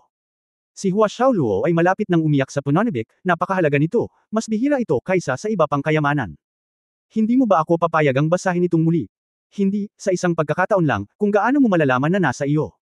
Masyadong determinado si Ye Fan. Si Hua Xiaoluo ay hindi nang ahas na magpapilit, tumanggo at nagsabi, kailangan ko pang pag-isipan ito, ngunit parang may naiintindihan ako. Iyon ay, hindi ko lang masabi. Matigas na sinabi ni Ye Fan, hindi mo kailangang pilitin akong alalahanin ang mga galaw. Naaalala ko ang pakiramdam na iyon. Kung mas superior ang swordsmanship, mas kailangan mong bigyang pansin ang pagkatuwid ay walang precedent, ang aksyon ay pinakamataas, ang kaso ay walang kababaan, at ang swerte ay walang panig. Si Hua Xiaoluo ay nakinig ng mabuti. I muttered some words in my mouth, and the more I thought about it, the more I felt that these few words are very mysterious. Sa pagtingin sa mga mata ni Ye Fan, ako rin ay lubos na gumagalang at nagpapasalamat. Okay, wala nang ibang gagawin, mauna na ako, sabi ni Ye Fan, tumalikod para umalis. Makalipas lang ang paglalakad ng ilang hakbang, biglang may naalala si Ye Fan, tumalikod at sinabing, oh. Girl, tungkol sa pagpunta ko dito ngayon. Don't tell me. Nang marinig ito ni Hua Xiaoluo, naunawaan niya at tumango, alam ko, madalas sabihin sa akin ni tatay na si Mushu ay sisirain ni Lin Feng. Lagi akong pinuprotektahan ni tatay ng ganito. Ye Concubine ay hindi kailanman lumahok sa kompetisyon bago. Dapat ang marquis ng Zhenbei ang magpoprotekta sa iyo, tama ba? Hindi napigilan ni Ye Fan na matawa, ito pala ay palaging iniisip ng pinuno ng pamilyang Hua at itinago ang anak na ito hanggang ngayon. Ngunit gayon din, ang pamilya Hua ay isang maliit na pamilya, kung alam ng ibang mga ugat na mayroong isang napakatalino na babae, talagang hindi ito mabuti para sa paglaki ni Hua Xiaoluo. Siyempre, tinatayang may kinalaman ito sa pagiging mahiyain at mahiyain ni Hua Xiaoluo. Parang bata, mamaya nag-mature. Anyway, if you know it, I believe you will do what you say. Kumaway si Ye Fan. Gayunpaman, si Hua Xiaoluo ay nagmamadaling naabutan, naglakad-lakad sa harap ni Ye Fan, nakatingin sa lalaki ng may pananabik ngunit kinakabahan at nahihiya. Nagtaka si Ye Fan, ano ang problema, babae? Oo, Ye Concubine, ikaw. Matatanggap mo ba ako bilang isang disipulo? Tanong ni Hua Xiaoluo sa mahinang boses, namumula ang kanyang mukha, ngunit seryoso at seryoso ang kanyang mga mata. Ha, medyo natigilan si Ye Fan. Talagang hindi niya naisip iyon, kaya hindi niya maiwasang magtanong, bakit biglang sumagi sa isip ko na gusto kong maging guro? Dahil ngayon lang ako nagpakita. Ibinaba ni Hua Xiaoluo ang kanyang ulo at mahinang sinabi, ako ay payat at maliit mula nang ako ay isinilang, at hindi ako masyadong magaling sa pakikitungo sa mga tao, at hindi ako nang ahas na lumabas kasama ang aking mga kapatid. Natakot ang tatay ko na baka mabuli ako, kaya pinatira niya ako sa bahay, tinuruan akong magbasa at magsanay ng martial arts. Ang aking ina ay nagustuhan kong magsanay ng mga espada sa aking buhay. Noong bata ako, pinapanood ko ang aking ina na nagsasanay ng espada at naisip kong maganda ito, kaya unti-unti akong nahuhulog sa mga espada. Nang maglaon, namatay ang aking ina dahil sa pakikipaglaban sa mga halimaw sa labas upang makahanap ng mga mahahalagang materyales na panggamot. Nagpractice ako ng mga espada habang iniisip siya. Gayunpaman, ako lang sa bahay ang nagsasanay ng espada. Sobrang lonely. Alam ni tatay na naiintindihan ko ang layunin ng espada, gusto niya akong tulungan, ngunit hindi niya ito maintindihan at hindi niya ako matutulungan, kaya patuloy niyang sinisisi ang kanyang sarili. Napakunot ang noo ni Ye Fan, parang may lumabas na larawan sa kanyang harapan, isang batang babae, mahigit 10 taong gulang isang araw, sa ilalim ng puno sa bakuran, tahimik akong nagsasanay ng espada. Ye Consort, ikaw ang unang taong nagbigay talaga sa akin ng payo, gusto ko lang na may magsalita tungkol sa sword practice, maging master ko. Talaga hindi. Napaluha si Hua Xiaoluo, nang makita ang katahimikan ni Ye Fan, labis siyang nadismaya, masyado ba akong tanga? Nagmamadaling pinayuhan ni Ye Fan, naku, huwag kang umiyak, hindi kita hinahamak. Kaya lang, hindi pa ako nag-apprentice, wala akong karanasan. At, magaling ka rin, sa tingin ko kahit hindi ka kumuha ng guro, magkakaroon ka ng magagandang tagumpay sa hinaharap. Kung gayon, kung mayroon akong anumang mga katanungan sa hinaharap, maaari ko bang tanungin si Consort Ye? Tanong ni Hua Xiaoluo. Walang problema, masaya rin si Ye Fan na tulungan ang inosenteng batang babae na ito. Ang isang tunay na malakas na tao ay hindi kailanman magiging maramo tungkol sa pagtuturo ng kanyang sariling natatanging mga kasanayan. Siya ay kasing lakas ni Chi Yu, na kayang magpakalat ng balita tungkol sa kanyang pagkakawatak-watek, na sapat na upang patunayan ang lahat. Pagiging. Ang kuripot ay hindi maaaring maging isang malakas na tao, at ang pag-alam kung paano mag-aral ng mabuti at magsanay ng mabuti ay ang tamang paraan. Kung ganoon, hindi ba isang guro si Ye Concubine, maaari mo bang ipaliwanag ang aking mga pagdududa? Bakit ako maaaring maging isang guro, ngunit hindi ako maaaring tanggapin bilang isang alagad? Naisip ni Hua Xiaoluo na kakaiba ito. Napatigil si Ye Fan. Ayoko lang magkaroon ng benefits for nothing. If Ye, ang babae ay ang aking guro at tinatrato ang isa't isa ng may paggalang, mas magaan ang pakiramdam ko. Nag-aalala ang babae na mabibigatan ng mga apprentice, at isinusumpa ko na hinding-hindi kita hihilahin pababa, same time na sabi ni Hua Xiaoluo. Napabuntong hininga si Ye Fan, kung wala siyang ibang gagawin, ayos lang na kumuha ng apprentice. Kaya lang, siya mismo ay hindi masyadong stable, at kung masaktan ang apprentice, hindi maganda. Pagkatapos mag-isip ng ilang sandali, sinabi ni Ye Fan, iyon na, pagkaraan ng ilang sandali, titingnan ko kung may kinalaman ang iyong kendo dito. Masipag. Kung may natutunan ka, iisipin kong tanggapin ka bilang isang disipulo. Tumalon-talon si Hua Xiaoluo sa tuwa, magaling. Mahusay. Siguradong sasanayin kung mabuti ang aking espada. Oo. Ikaw babae, ngumiti si Ye Fan at hinawakan ang ulo ng babae, halos matalo sa kanyang cuteness. Nagpout si Hua Xiaoluo, kasing edad ko si Ye Consort Ye, pero palagi niya akong tinatawag na babae, parang isang matandang tiyuhin, kakaiba. Gayunpaman, kapag si Ye Concubine ay naging guro ni Xiaoluo, hindi na ito magiging kakaiba. Tumawa si Ye Fan, kaya pinag-isipan mo ito. Haha. Hehe, tumawa rin ng malakas si Hua Xiaoluo, puno ng pag-asa ang kanyang mukha. Kabanata 2067 una. 2067. Pagkatapos ng lahat, si Su Qingzu ay walang pag-asa para sa kanyang sariling celestial yin, umaasa lamang siya na magkakaroon siya ng mas malakas na koneksyon upang siya ay maging mas matatag sa hinaharap. Nakaramdam ng panlulumo si Ye Fan saglit. Hindi kaya hindi ka panipaniwala ang kanyang kakayahan sa medisina. Ngunit mula nang dumating siya sa mundong ito, halos araw-araw ay nagsumikap siyang mag-aral at mag-research ng medisina, na mas mabuti pa kaysa sa pag-aaral ng operasyon. Gayunpaman, marahil dahil sa relasyon ng mga taong mahilig sa espada, talagang pinahahalagahan ni Ye Fan ang babaeng iyon na si Hua Xiaoluo. Kahit na hindi para sa pakikipag-ugnayan, handa siyang puntahan, huwag hayaan ang babaeng iyon na magkaroon ng anumang psikolohikal na anino. I see. Kapag natapos na ang kompetisyon, pupuntahan ko siya, sabi ni Ye Fan. Noon lang tumanggaw si Su Qingzu na may kuntentong ngiti, at pinagsilbihan ang lalaki ng gulay, asawa, kailangan mong kumain ng marami, maraming dugo ang nawala sa iyo, bumawi. Kailangan mo lang kumain ng marami, pamayat ka na pagkatapos bumisita sa Xuanyuan City. Paano ka magpapayat, at saka, kahit anong kain mo, hindi ka tataba. Si Gu Qing sa likod ay pinanood ang mag-asawa na kumakain ng napakatamis at mamantika, hindi na siya nakatiis, kaya nagkunwari siyang pumunta sa bahay naglilinis, ang larawan ay wala sa paningin. Sa hapon, si Ye Fan ay masyadong tamad na pumunta sa Shenlong Grand Competition. Inaasahan niyang si Hua Xiaoluo ang mananalo sa kampyonato, at walang makikita. Sa panahong ito, ginugol niya ang lahat ng kanyang oras sa pagbabasa ng mga medikal na libro at pagkuha ng mga tala. Tiningnan ni Su Qingzu ang lalaki mula sa gilid, magiliw, tahimik. Hanggang sa magdilim na ibinaba ni Ye Fan ang panulat sa kanyang kamay, tiningnan ng 12-12 ng mga race 8 na kanyang napag-alaman, at nakangiting sinabi, ngayon. Pagkatapos bumalik sa imperial na lungsod, ang ikatlong prinsipe ay magpapadala ng unang batch ng mga materyales na panggamot. Asawa, sa nakalipas na 2 buwan, sa Xuanyuan Academy, kailangan mo ba ng magandang lunas para sa iyong asawa araw-araw? Tanong ni Su Qingzu. Oo, kung hindi, bakit ako pupunta sa akademya? Sa tingin mo ba ay kailangan kong kumuha ng mga klase? Tumawa si Ye Fan. Basa ang mga mata ni Su Qingzu, hindi niya maiwasang yakapin ang braso ni Ye Fan at sumandal sa lalaki. Akala ng aking asawa ay masama ang pakikitungo sa akin ng Diyos, ngunit hindi ko inaasahan na makakapag-asawa ako ng isang mabuting asawa, wala akong pinagsisisihan sa buhay na ito.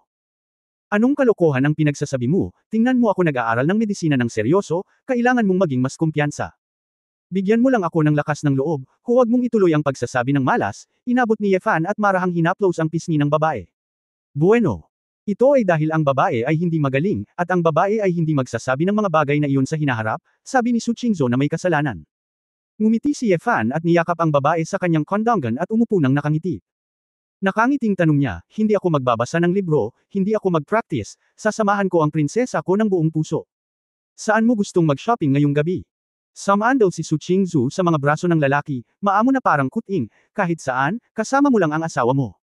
Nakaramdam ng pagkaasim si Ye Fan saglit. Hindi niya alam kung bakit. Nang marinig ang mga salitang ito, parang nakita niya ang mahabang oras ng paghihintay na tiniis ni Su Qingzu pagkatapos niyang umalis sa Earth. Okay. To be together. This time we will together forever. Bulong ni Ye Fan, isang titig sa kanyang mga mata. Hindi alam ni Su Qingzu ang malalim na kahulugan ng mga salita ng lalaki, ngumiti lang siya ng matamis at ipinikit ang kanyang matingkad na mga mata. Ang hangin sa silid ay napakatahimik, at si Gu Qing ay lumabas upang tingnan ang kalagitnaan. Matapos mapagtantong nagyakapan ang dalawa, maingat siyang umatras. Medyo hindi komportable si Gu Qing. Pagkarating sa Xuanyuan City, marahil dahil hindi na kailangang pumasok ni Ye Fan sa paaralan, napahiya siya bilang isang katulong. Pagkatapos, buong araw, talagang pagod din si Su Qingzu. Nakatulog si Ye Fan sa kanyang mga bisig. Dinala ni Ye Fan ang babae sa kama, tinakpan siya ng kubrekama, at nag-iwan ng note, na sinasabi sa babae na lumabas para mamasyal, huwag mag-alala kung hindi niya ito mahanap. Nang maglaon, habang nanunood pa rin ang clan ng finals ng Dragon Competition, tahimik na umalis si Ye Fan sa lungsod. Matapos lumipad si Yu Jian sa isang nakatagong lambak na 100 milya ang layo, inilabas ni Ye Fan ang gravity training room. Hindi ako masyadong nag-practice ng Madman dance ngayon, kaya kinuha ko na lang ang oras na ito para palakasin at bumawi. Kinaumagahan, si Ye Fan ay ganap na napagod at nakabawi pagkatapos kumain ng Dragon Crystal Grass. Nalaman niya na ang nakakabaliw na sayaw na ito ng kanyang sarili ay isang walang katapusang hamon, dahil habang ang kanyang katawan ay patuloy na naghiwa-hiwalay, ang dalas at bilis ng pagsasanay ay tumaas, at siya ay mabilis na mapagod. Ngunit ito ang gustong makita ni Ye Fan. Kung tutusin, wala na siyang ibang paraan para mas mabilis na palakasin ang kanyang katawan. Bumalik sa lungsod, nagtanong si Ye Fan sa ilang tao, at pagkatapos malaman kung saan nakatira ang pamilya Hua, hinanap niya ito. Noong una, gusto kong hanapin si Hua Xiaoluo, ngunit sa sandaling lumakad ako sa isang tahimik na patio, narinig ko ang paghikbi ng isang batang babae mula sa loob. Si Ye Fan ay hindi magalang at direktang tumalon sa pader. Sa tabi ng pool, isang batang babae na may dalawang nakapusod ay nakaupo sa isang batong bangko, umiiyak at nagpupunas ng kanyang mga luha, si Hua Xiaoluo yun. Hindi maiwasan ni Ye Fan na magtaka, tumalon pababa, at nagtanong, "Girl, bakit ka umiiyak?" Nagulat si Hua Xiaoluo, at nang tumingala siya at nakitang si Ye Fan iyon, mas nagulat siya, at may bakas ng takot sa kanyang mga mata. Ye concubine. Tumayo si Hua Xiaoluo at nahihiyang lumingon, "Ikaw. Bakit ka nandito?" Hindi ito itinago ni Ye Fan, at sinabing, "Iniisip ko, tinakot ba kita kahapon? Kaya tere na." Inikot ni Hua Xiaoluo ang kanyang ulo upang tumingin kay Ye Fan ng may pagtataka, ang kanyang mukha ay puno ng pagkatulala na mga ekspresyon. Sa hindi inaasahan, si Ye Fan ay partikular na lumapit sa kanya para sa bagay na ito. "Umiiyak ka. Hindi dahil sa tinakot kita kahapon, di ba? Hindi ako mali siya. Kung natakot kita, pasensya na," natatawang sabi ni Ye Fan. Noon lamang natauhan si Hua Xiaoluo, at umiling siya na namumula, "Hindi. Hindi. Ye concubine, huwag mong sabihin iyan, si Xiaoluo ang walang silbi." "Talaga? Saka bakit ka umiiyak?" tanong ni Fan. Noon lamang nasabi ni Hua Xiaoluo na may malungkot na mukha, "Sa palagay ko ay napakawalang kwenta ko, ikinalulungkot ko ang aking ama at ang pamilyang Hua." Umalis ang babae na si Ye. "Ngunit hindi ko nakuha ang unang pwesto. Kasalanan ko ang lahat." Sabi, iiyak na naman ang batang babae. Kakaiba si Ye Fan, "Ano? Hindi ka nanalo sa unang pwesto kahapon. Paano ito? Sa tingin ko, walang mas magaling sa iyo sa eksena." Sinabi ni Hua Xiaoluo ng may pagsisisi, "Ang una ay si Ren Zuo ng pamilyang Ren. Siya ang ikawalong antas ng plastik na espiritu, at naunawaan niya ang kahulugan ng bao. Makatuwirang hindi ako matatalo sa kanya. Pero hindi ko inayos ang estado ko kahapon, at hindi na ako nakakalaban ng maayos mula noon." "Oh, yung lalaking yun. Archery artistic conception, pero bihira lang." Medyo humanga si Ye Fan, talagang may isang binata na malapit kay Hua Xiaoluo sa eksena. Ngunit hindi niya alam kung ano ang napagtanto ng lalaki, ito pala ay ang masining na paglilihi ng busog. Si Ren Zuo ay nasa loob at labas ng ilang mga ligaw na lugar kasama ang caravan ng angkan sa buong taon, at natutunan kung paano gamitin ang busog sa damuhan. Hindi pa siya nakakasali sa kompetisyon noon. 18 taong gulang siya ngayong taon, at gusto niyang subukan ito tulad ko. Hinawakan ito ni Ye Fan. Hinawakan ang kanyang baba, kahit na bihira si Gong Yi, ang iyong swordsmanship ay maaaring umatake sa malayo at dumpensa ng malapit, ngunit si Gong Yi ay magaling lamang sa pag-atake mula sa malayo. It stands to reason that in the arena competition, you have the advantage. Oo. Alam ko rin na dapat akong manalo, ngunit kahapon ay ipinadala ni Ren Zuo ang sigaw ng mga barbaro sa damuhan upang pasayahin siya. Narinig ko, natakot ako, at pagkatapos ay natigilan ako, sabi ni Hua Xiaoluo, at nahihiyang tumingin kay Ye Fan. Napangiti si Ye Fan, at sa wakas ay naunawaan na, ang babaeng ito ay may ilang psikolohikal na anino. Pagkatapos pag-isipan ito ng mabuti, sinabi ni Ye Fan, "Girl, kahit na sinabi mo na natalo ka, may dahilan para sa akin, ngunit ang pangunahing dahilan ay natalo ka. Ito ay dahil hindi ka matatag, kaya hindi mo masisi ang iba, tama?" Pinunasan ni Hua Xiaoluo ang gilid ng kanyang mga mata at tumango, "Alam ko, hindi sinisisi ni Xiaoluo si Ye concubine. Nakaka-disappoint lang kay Daddy, napakalungkot." Napabuntong hininga si Ye Fan, humakbang pasulong, iniunat muli ang kanyang kamay, at hinaplos ang ulo ni Hua Xiaoluo. Nang inag si Hua Xiaoluo, ngunit nang tumingala siya, nakita niya si Ye Fan na malumanay na nakangiti sa kanya. "Tingnan mo, hinawakan ko lang ang ulo ko, kailangan ko bang matakot?" Umiling si Hua Xiaoluo, "Hindi ako natatakot." Agad na ibinaba ni Ye Fan ang kanyang kamay at nakangiting sinabi, "Girl, matatalo mo talaga ako kahapon, alam mo kung ano ang problema." "Ano?" Muling umiling si Hua Xiaoluo, "Hindi ko alam. Pakiramdam ko ay walang silbi sa iyo ang layunin ko sa espada, Consort Ye. Kung walang kwenta, paano ako magdudugo?" Tanong pabalik ni Ye Fan. Napakurap si Hua Xiaoluo, nag-isip. Pinilit ni Ye Fan ang kanyang dila at sinabi, "Bueno, bilang paghingi ng tawad sa iyong pagkatakot, ibibigay ko sa iyo ang parehong regalo." Kabanata 2068 paulit-ulit kong iniisip ito. 2068. Mabilis. Kabanata 2069 na magandang lugar. 2069. Bumalik sa kanyang bakuran mula sa Huashaoluo, ngunit nakita ni Ye Fan na maraming tao ang naghihintay sa kanya. Parehong naroon si Ye Wangto at ang kanyang asawa at si Ye Hang, at nakikipag-chat sila kay Su Qingzhou tungkol sa ilang isyu ng magulang. Fanner, saan ka nagpunta kaninang madaling araw? Tumayo si Ji Seoksun at nagtanong. Sinabi ni Ye Fan, hindi ako pumunta kahit saan, gumala lang ako. Nandito ka ba para hanapin ako? Kuya, alam mo ba ang resulta ng kompetisyon kahapon? Nag-aalalang tanong ni Ye Hang. Nagkunwaring hindi naiintindihan ni Ye Fan, hindi ba nararapat na pag-isipan, hindi ba si Hua Xiaoluo ang una? Haha, nagkamali si Hua Xiaoluo sa finals at hinayaan si Ren Zhuo, isang hindi kilalang pamilyang Ren, na manalo sa unang pwesto. Ang kapatid na iyon ay nakakamangha, na talagang maunawaan ang pambihirang layunin ng pagyuko, hanggang sa finals, ang archery na iyon ay nakasisilaw. Tuwang-tuwang sabi ni Ye Hang. Tiningnan siya ni Ye Fan na may mataas na espiritu, mukhang gumaling na ang iyong sugat. Ang pinsalang ito ay wala sa ating mga inapo ng Shenlong clan. Kaagad, sinabi ni Ye Hang na may hitsura ng paghanga, kahapon, panganay na kapatid napakalakas mo, hindi pa kita nakitang ganito katapang mula noong bata pa ako. Kuya, napakahirap mong itago sa akin noon, kaya napakalakas mo. Napangiti ng nakakahiya si Ye Fan, panatilihin ang mababang profile, kaligtasan. Kaligtasan ang pinakamahalagang bagay. Humph. Alam mong ligtas ang pagiging low profile, napakadami mo pa rin kahapon. Sa tingin mo ba ay maaari kang maging lawless? Ang pagpatay kay Chitong, kahit naiisipin ng mga matatanda na si Chitong ang unang may kasalanan at hindi mananagot, ngunit dapat kang mag-ingat sa Chi sa hinaharap. Ang pamilya ay naghahanap ng pagkakataong makapaghiganti. Sumimangot si Ye Wangto. Walang pakialam si Ye Fan sa kanyang puso, at mahinang nagsabi, kung hindi mo siya papatayin, ang pag-iingat sa kanya ay isang nakatagong panganib din. Kinusot-kusot ni Ye Wangto ang kanyang mga mata, ngunit hindi tumanggi, at sinabing, ang konseho ng mga elder ay nagpasa ng desisyon. Ihanda ang iyong sarili at umalis sa Asgard bukas. Ano? Nagulat si Ye Fan, pupunta ako sa Asgard. Ako, hindi ako ang nakakuha ng unang pwesto. Fanner, ang kandidatong pumunta sa Asgard ay ang pumili ng pinakamahusay na tao sa angkan na may pinakamaraming pagkakataon na pahalagahan ng mga santo. Bagaman hindi ka nanalo sa unang lugar, ang iyong pagganap ay nakakuha ng pag-aproba ng mga matatanda, at walang sino man ang hindi ako kumbinsido. Hindi lang ikaw, si Hua Xiaoluo, na pangalawa, ang napili. Sa pagkakataong ito, sa unang pagkakataon, kayong 38 taong gulang ay magsasama-sama. Pagmamalaki ni Ji Seoksun. Medyo gusot si Ye Fan. Siya ay hindi. Nagpa siya kung pupunta siya sa Asgard o hindi.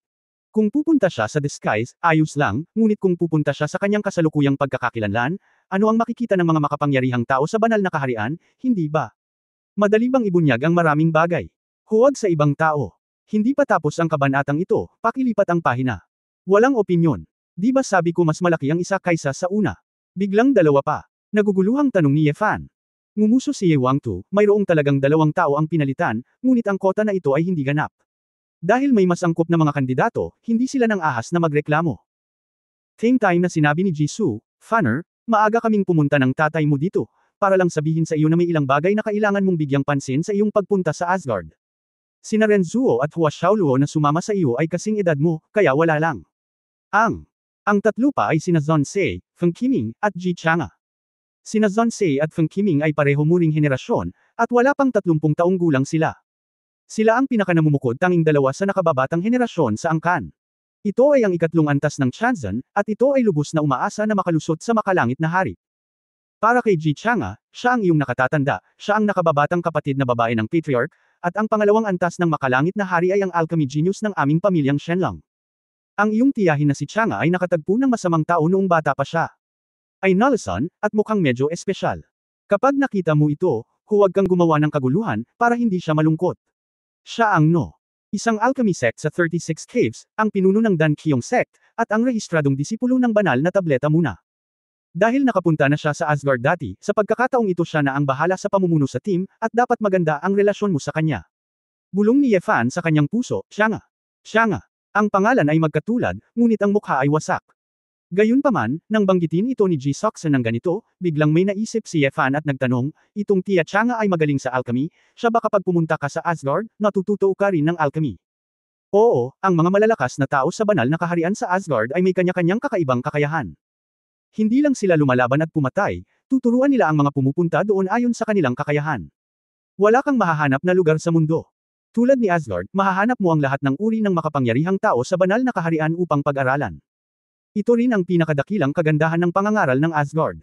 Si Chang'e, dahil sa kanyang pagpapapangit, at walang sinuman sa angkan ang makapagpapagaling sa kanyang makamandag na lason, sinubukan niyang maghanap ng tableta.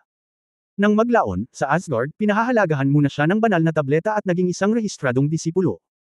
Sa pagkakataong ito, kung maaari siyang opisyal na maging isang entry-level na disipulo, hindi na niya kakailanganing mag-okupa ng isang lugar kapag pumunta siya sa Asgard Palace. Jisoo, sabi sa sarili, hindi mapigilan ni Ye Fan na ma-overwhelm. Oo, malamang may paraan para gamutin ang Tianyin Extinct Vessel. Ito ay talagang isang mahalagang pagkakataon, kahit na ang panganib ay sulit. Isang magandang lugar. Gusto ko talagang pumunta. Bulong ni Ye Fan. Mabahong bata, makinig, ang pangangaral sa Asgard ay napakahalaga. Pagkakataon. Para sa paglilinang.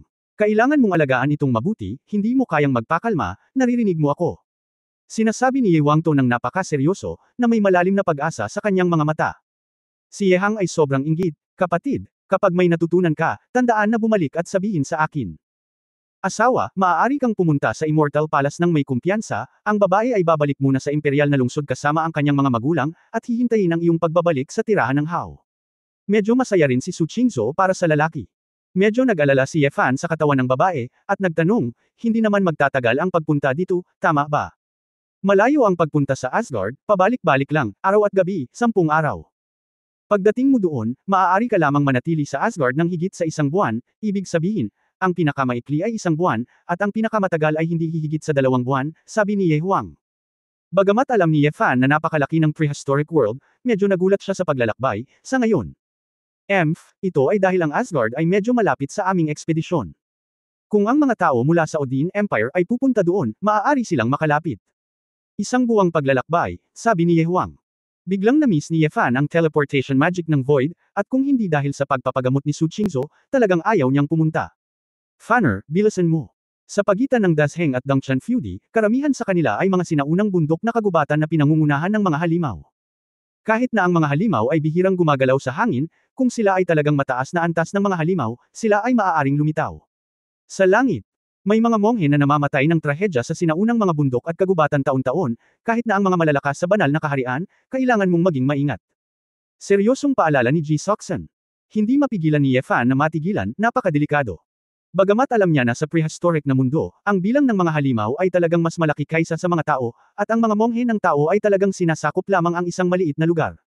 Pero hindi ko ini-expect na maging ang kalahating daan papuntang Asgard ay magiging sobrang delikado. Kaya dapat kang maging maingat, ang pagpunta sa Asgard ay isang magandang pagkakataon, ngunit may mga panganib din. Kahit malakas ang hangin, mababawasan ang panganib, kaya bihira lang ma-accident ang mga angka na pumupunta sa Asgard taon-taon, ngunit may matinding panganib din. Iilan, hindi na talaga makakabalik, matigas na sabi ni Ye Wangto. Walang pagpipilian si Ye Fan kundi ngumiti at tumango. Sa kaso ng isang emergency, lihim niyang ginamit ang kanyang espada para tumakas. Sa sandaling ito, muling naalala ni Ye Wangto ang isang bagay at nagsabi, nga pala, tungkol sa anak ng langit na iyon, si Aohan, ang kanyang guro, si Din Kong, ay nakausap sa akin sa telepono kaninang umaga, mayroong isang bagay, gusto kong itanong sa iyo kung ano ang iyong iniisip. Medyo kakaiba si Ye Fan, ano ang nangyari kay Aohan? Si Gu Qing, na tahimik na nakatayo sa likod ni Su Qingzhou, ay nagpakita rin ng pag-aalala sa sandaling ito. Kabanata 2070 Liham. 2070. Makinig sa sinabi ni Din Kong, dahil hindi nakasali si Aohan sa imperial na pagsusuri sa Holy Emperor ngayong taon dahil sa kanyang pagkakasala, dapat niyang hugasan ang kanyang kasalanan sa lalong madaling panahon. Umaasa si Aohan na makapunta siya sa Northern Frontline sa lalong madaling panahon. Upang lumahok sa ilang mga labanan ng ating Zenbei Army, upang makaipon ng merito ng militar ng mas maaga. Noong una, ang aking ama ay nagplano na hayaan kayong pumunta ni Aohan sa Zenbei Army upang magsanay ng magkasama. Sa ganitong paraan, magiging mas mahigpit ang inyong relasyon. Makakatulong ang networking. Pero, ngayon, iminungkahi nilang pumunta muna sa front line. Hindi ito katulad ng orihinal na plano, sabi ni Ye Huang. Naintindihan ni Ye Fan, gusto niya noon na sila ni Aohan ay maging magkasama. Mabuti bang gamitin ito para makipag-ugnayan sa mga puwersang sibilyan? Paano siya magkakaroon ng ganoong interes, hindi siya nag-abalang pakialam sa mga gawain ni Aohan, sinunod lang niya ang gusto ni Su Qingzhou. Gagawin niya ang mga krimen, kaya hayaan mo siya. Ang dami kong gagawin, paano ko siya aalagaan? Ikan-away ni Ye Fan ang kanyang kamay. Pinag-isipan ito ng mabuti ni Ye Wangto, at tumango, oo, kumpara sa pagpunta sa Asgard, ang usapin ng Aohan ay hindi ganoon kahalaga. Pare, napakalakas ng panganay na kapatid, na siguradong makumbinsi si Aohan na sundan ang panganay na kapatid sa hinaharap, nasa Zenbei Army pa rin siya, kaya hindi siya makakatakas. Sabi din ni Ye Hang. Tama si Hanger, hindi natin kailangang humingi ng pabor sa anumang puwersang sibilyan sa ating Zenbeiho Mansion, naisip ni Jisoo. Ngumiti si Ye Wang Tu, okay, pagkatapos ay tatawagan ko si Kung Zuo at hahayaan ang auhan na iyon na pumunta sa harapan. Imperial City. Sa isang maliit na patio na may tahimik na kapaligiran, sa pag-aaral, ang usok ay kumukulot, at ang halimuyak ng mga libro ay mabango. Kung gayon, salamat Lord Marquis, hehe. Talagang sasabihin ng matanda sa bata na sundin ang mga utos at panatilihin ang disiplina ng militar, hehe. Isang lalaking may buhok na nakaban, na may ilang hibla ng kulay abo at puti, ay nakasuot ng isang misteryosong itim na balabal, isang matikas na lalaki na may payak na hitsura at isang pares ng malalim na mga mata, ibinaba ang telepono. Guro, pumayag si Marquis Zenbei. Nakatayo si Auhan sa pag-aaral sa mga oras na ito na may pag-asa sa mukha. Tumango si Kung Zuo at sinabing, maaari kang pumunta sa barracks para mag-ulat bukas. May isang maliit na pangkat ng mga tao na pupunta sa front line para mag-supply ng mga supply. Kung sasama ka, natural na may mag-aayos nito. Mahusay. Guro, tiyak na makakaipon ako ng sapat na merito ng militar sa lalong madaling panahon, at babalik ako bago ang imperial na pagsusulit ng Holy Emperor. Yumuko si Auhan at sumaludo na may seryosong tingin. Napabuntong hininga si Kung Zuo, Auhan, huwag mong masyadong madaliin ang digmaan sa Hilaga. Ikaw mismo ang dumating sa imperial na lungsod mula sa Baog. Ang digmaan sa pagitan ng Zenbei Army at mga barbaro ay hindi tumitigil, at ang mga aksidente ay maaaring mangyari anumang oras. Alam ko. Hindi pa tapos ang kabanatang ito, pakilipat ang pahina. Bagamat malapit ka ng mabuhay magpakailanman, at sa pangkalahatan ay ligtas kang protektahan ang iyong sarili, ito ay lubhang mapanganib kung sakaling magkaroon ng kakulangan. Umaasa ang matandang lalaki na susundin mo ang disiplina ng militar at huwag maging sakam sa merito. Ang mga mata ni Auhan ay napuno ng luha, guro, kung hindi mo ako dinala ni Shuwanger sa imperial na lungsod mula sa ilang, ang ating mga kapatid ay naging malungkot na multo. Oras dahil sa aking kawalang ingat, nasangkot ako sa gulo, upang ang guro ay makitungo lamang sa mga maruruming maharlikang ito, nahihiya talaga ako sa paglilinang ng guro. Hehe, ang matandang ito ay naging opisyal sa loob ng maraming taon, at hindi ito ang unang pagkakataon na haharapin ang mga angkan at pamilya, ikaw. Huwag kang masyadong mag-alala. Bagamat gustong gamitin ka ng duke ng Zenbei na ito para mapagtagumpayan ang ating mga sibilyan, ang kanilang Shenlong clan ay labis na ipinagmamalaki at hindi masyadong sinasadya. Ginagawa mo lang ang sarili mong tungkulin, ang iba. Wala kang masyadong pakialam. Sabi ni Kung Zuo, lumakad papunta kay Auhan, ipinatong ang kanyang mga kamay sa mga balikat ng binata, anak, sa pagkakataong ito ay pupunta ka sa ilang, sa tamang oras para magbigay ng isang stick ng insenso sa libingan ng iyong mga magulang. Sa panig ni Shuwanger, ang matandang ito ang bahala sa iyo. Mag-ingat ka, hindi ka masyadong mag-alala, kung meron man, natural na makikipag-ugnayan sa iyo ang matanda. Teacher, sobra ang utang ni Auhan sa iyo. Pagbalik niya sa susunod, siguradong papapasok siya sa Holy Emperor Academy. Sa hinaharap, siya ay magiging tulad ng isang guro na makikinabang sa mga karaniwang tao sa mundo at gagantihan ang kabaitan ng guro. Matigas na sabi ni Auhan. Ang pagkakaroon ng pusong ito ay sapat na. Tumingin si Kung Zuo sa kanyang disipulo ng buong pagmamahal at tumango bilang kasiyahan. Matapos umalis sa tirahan ni Kung Zuo, bumalik si Auhan sa patio ng sibilyang lugar kung saan siya nakatira. Si Ao Shuang ay gumagawa ng ilang hand-knitted na tela upang ibenta para sa pera. Nang makita niyang bumalik ang kanyang kapatid, agad siyang tumayo at nagtanong, Kuya, natapos mo na ba ang biyahe mo sa front line? Tara na, sabi ni Auhan. Ang ganda. Kung pupunta ka ng maaga, makakabalik ka ng maaga. Maluwag na sabi ni Ao Shuang. Lumapit si Auhan, hinawakan ang kamay ng kanyang kapatid na babae, nakita ang ilang maliliit na sugat at pulang marka sa kamay, nakasimangot at nalungkot na sinabi, Shuwanger, sinabi ko sa iyo na huwag kang magpaganda, masakit ang kamay mo. Ngayon ay mayroon na tayong sapat na pera. Magagamit ko ito, at mayroon akong military pay kapag sumali ako sa Zenbei Army, at ipapadala ko ito sa iyo pagdating ng panahon, para hindi mo na kailangang ibenta ang mga ito. Ay, kuya, ayos lang. Wala naman akong gagawin kapag idle ako. Tsaka mas magandang mag-ipon ng pera. Napakalaki ng nagastos mo sa pagpapagamot at pagbili ng gamot para sa akin sa mga nakaraang taon. Nakangiting sabi ni Ao Shuang. Alam ni Auhan na hindi niya makukumbansi ang kanyang kapatid, kaya kailangan niyang sumuko. Nag-alinlangan siya, kinuha ang isang selyadong sulat mula sa kanyang bulsa at isinilid ito sa Ao Shuang. Hindi pa tapos ang kabanatang ito, pakilipat ang pahina. Shuwanger, kapag bumalik si Miss Gu sa Imperial City, maaari mong ibigay ang sulat na ito sa kanya para sa akin. Dapat itong ibigay sa kanya, ipinagkatiwala ni Auhan. Para kay Sister Gu. Sinabi ni Ao Shuang na may makitid ng ngiti, Brother. Pwede ba itong love letter? Agad na namula ang mukha ni Auhan, ngunit mabilis siyang umiling, hindi, ito lang. Konting pasasalamat lang sa tulong niya sa lahat ng oras. Tutal, kailangan kong pumunta saglit, kaya hindi ako makapagpasalamat sa kanya ng personal. Okay, naiintindihan ko. Hindi na nagtanong pa si Ao Shuang, ngunit sumang-ayon ito ng nakangiti. Xuanyuan City, sa looban kung saan nakatira si Ye Fan. Ngayong nagpasya na siyang pumunta sa Asgard, napagtanto ni Ye Fan na hindi niya makikita si Su Qingzhou kahit isang buwan. Bagamat mukhang masaya si Su Qingzhou para sa lalaking nasa ibabaw, halatang may matinding panghihinayang sa kanyang mga mata. 36 na kuwebo ng langit at paraiso, walang signal, kaya walang silbi ang mobile phone, at naputol din ang koneksyon. Sa hapon, tahimik na nakipag-ugnayan si Ye Fan kay Chu Yunyao at sinabi sa babae ang kanyang schedule, para makapag-ingat siya sa panahong ito. Sa katunayan, walang masyadong pakialam si Chu Yunyao. 50 taon siyang naghintay dito ng mag-isa, ngunit hindi niya ito nakita sa loob ng 1 o 2 buwan, kaya baliwala lang. Noong gabing iyon, hindi nagbasa o nag-practice si Ye Fan. Nakatulog na lang siya sa kama natural. Sa unang pagkakataon mula noong kasal, natulog siya kasama si Su Qingzhou sa kanyang mga bisig. Bagamat pakiramdam nila ay mayroon silang 1,000 salita upang sabihin, ni isa sa kanila ay walang alam kung saan magsisimula, at nasiyahan lang sila sa isang tahimik na gabi para sa kanilang dalawa. Kinaumagahan, lumabas si Ye Fan sa silid, si Su Qingzhou ay mahimbing pa ring natutulog sa loob. Nang papunta si Ye Fan sa meeting place, bigla niyang nakita ang isang maliit na itim at puting bola na pumasok mula sa labas ng dingding, at kasabay ng pagkulog, ito ay yamakap sa kanya. Ay! Nagbigay ng senyales si Tang Yuan. Ngumiti si Ye Fan, pupunta ka rin. Ay! Nakikita ni Ye Fan na kahit na ang maliit na lalaki na ito ay maaaring hawakan ng iba, hindi niya gustong malayo sa kanya, nakakapagtaka lang, paano nito nalaman na ito ay maglalakbay ng malayo. Kung iisipin, kung talagang gusto niyang itago ang dumplings, hindi siya mapakali.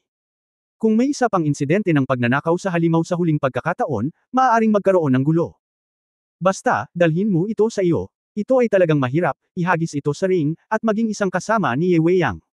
Okay. Mag-iiwan ako ng mensahe kay Wan Qing. Inilagay ni Ye Fan ang dumpling sa kanyang mga balikat, at nag-iwan ng sulat kay Ye Wan Qing sa telepono, na sinasabi sa kanya na huwag mag-alala. Isang tao at isang panda ang lumabas sa bakuran at pumunta sa martial arts field. Sa oras na ito, mayroon ng higit sa 100 mga numero, naghihintay doon. Pagtatapos ng kabanatang ito. For more updates, click on the notification bell.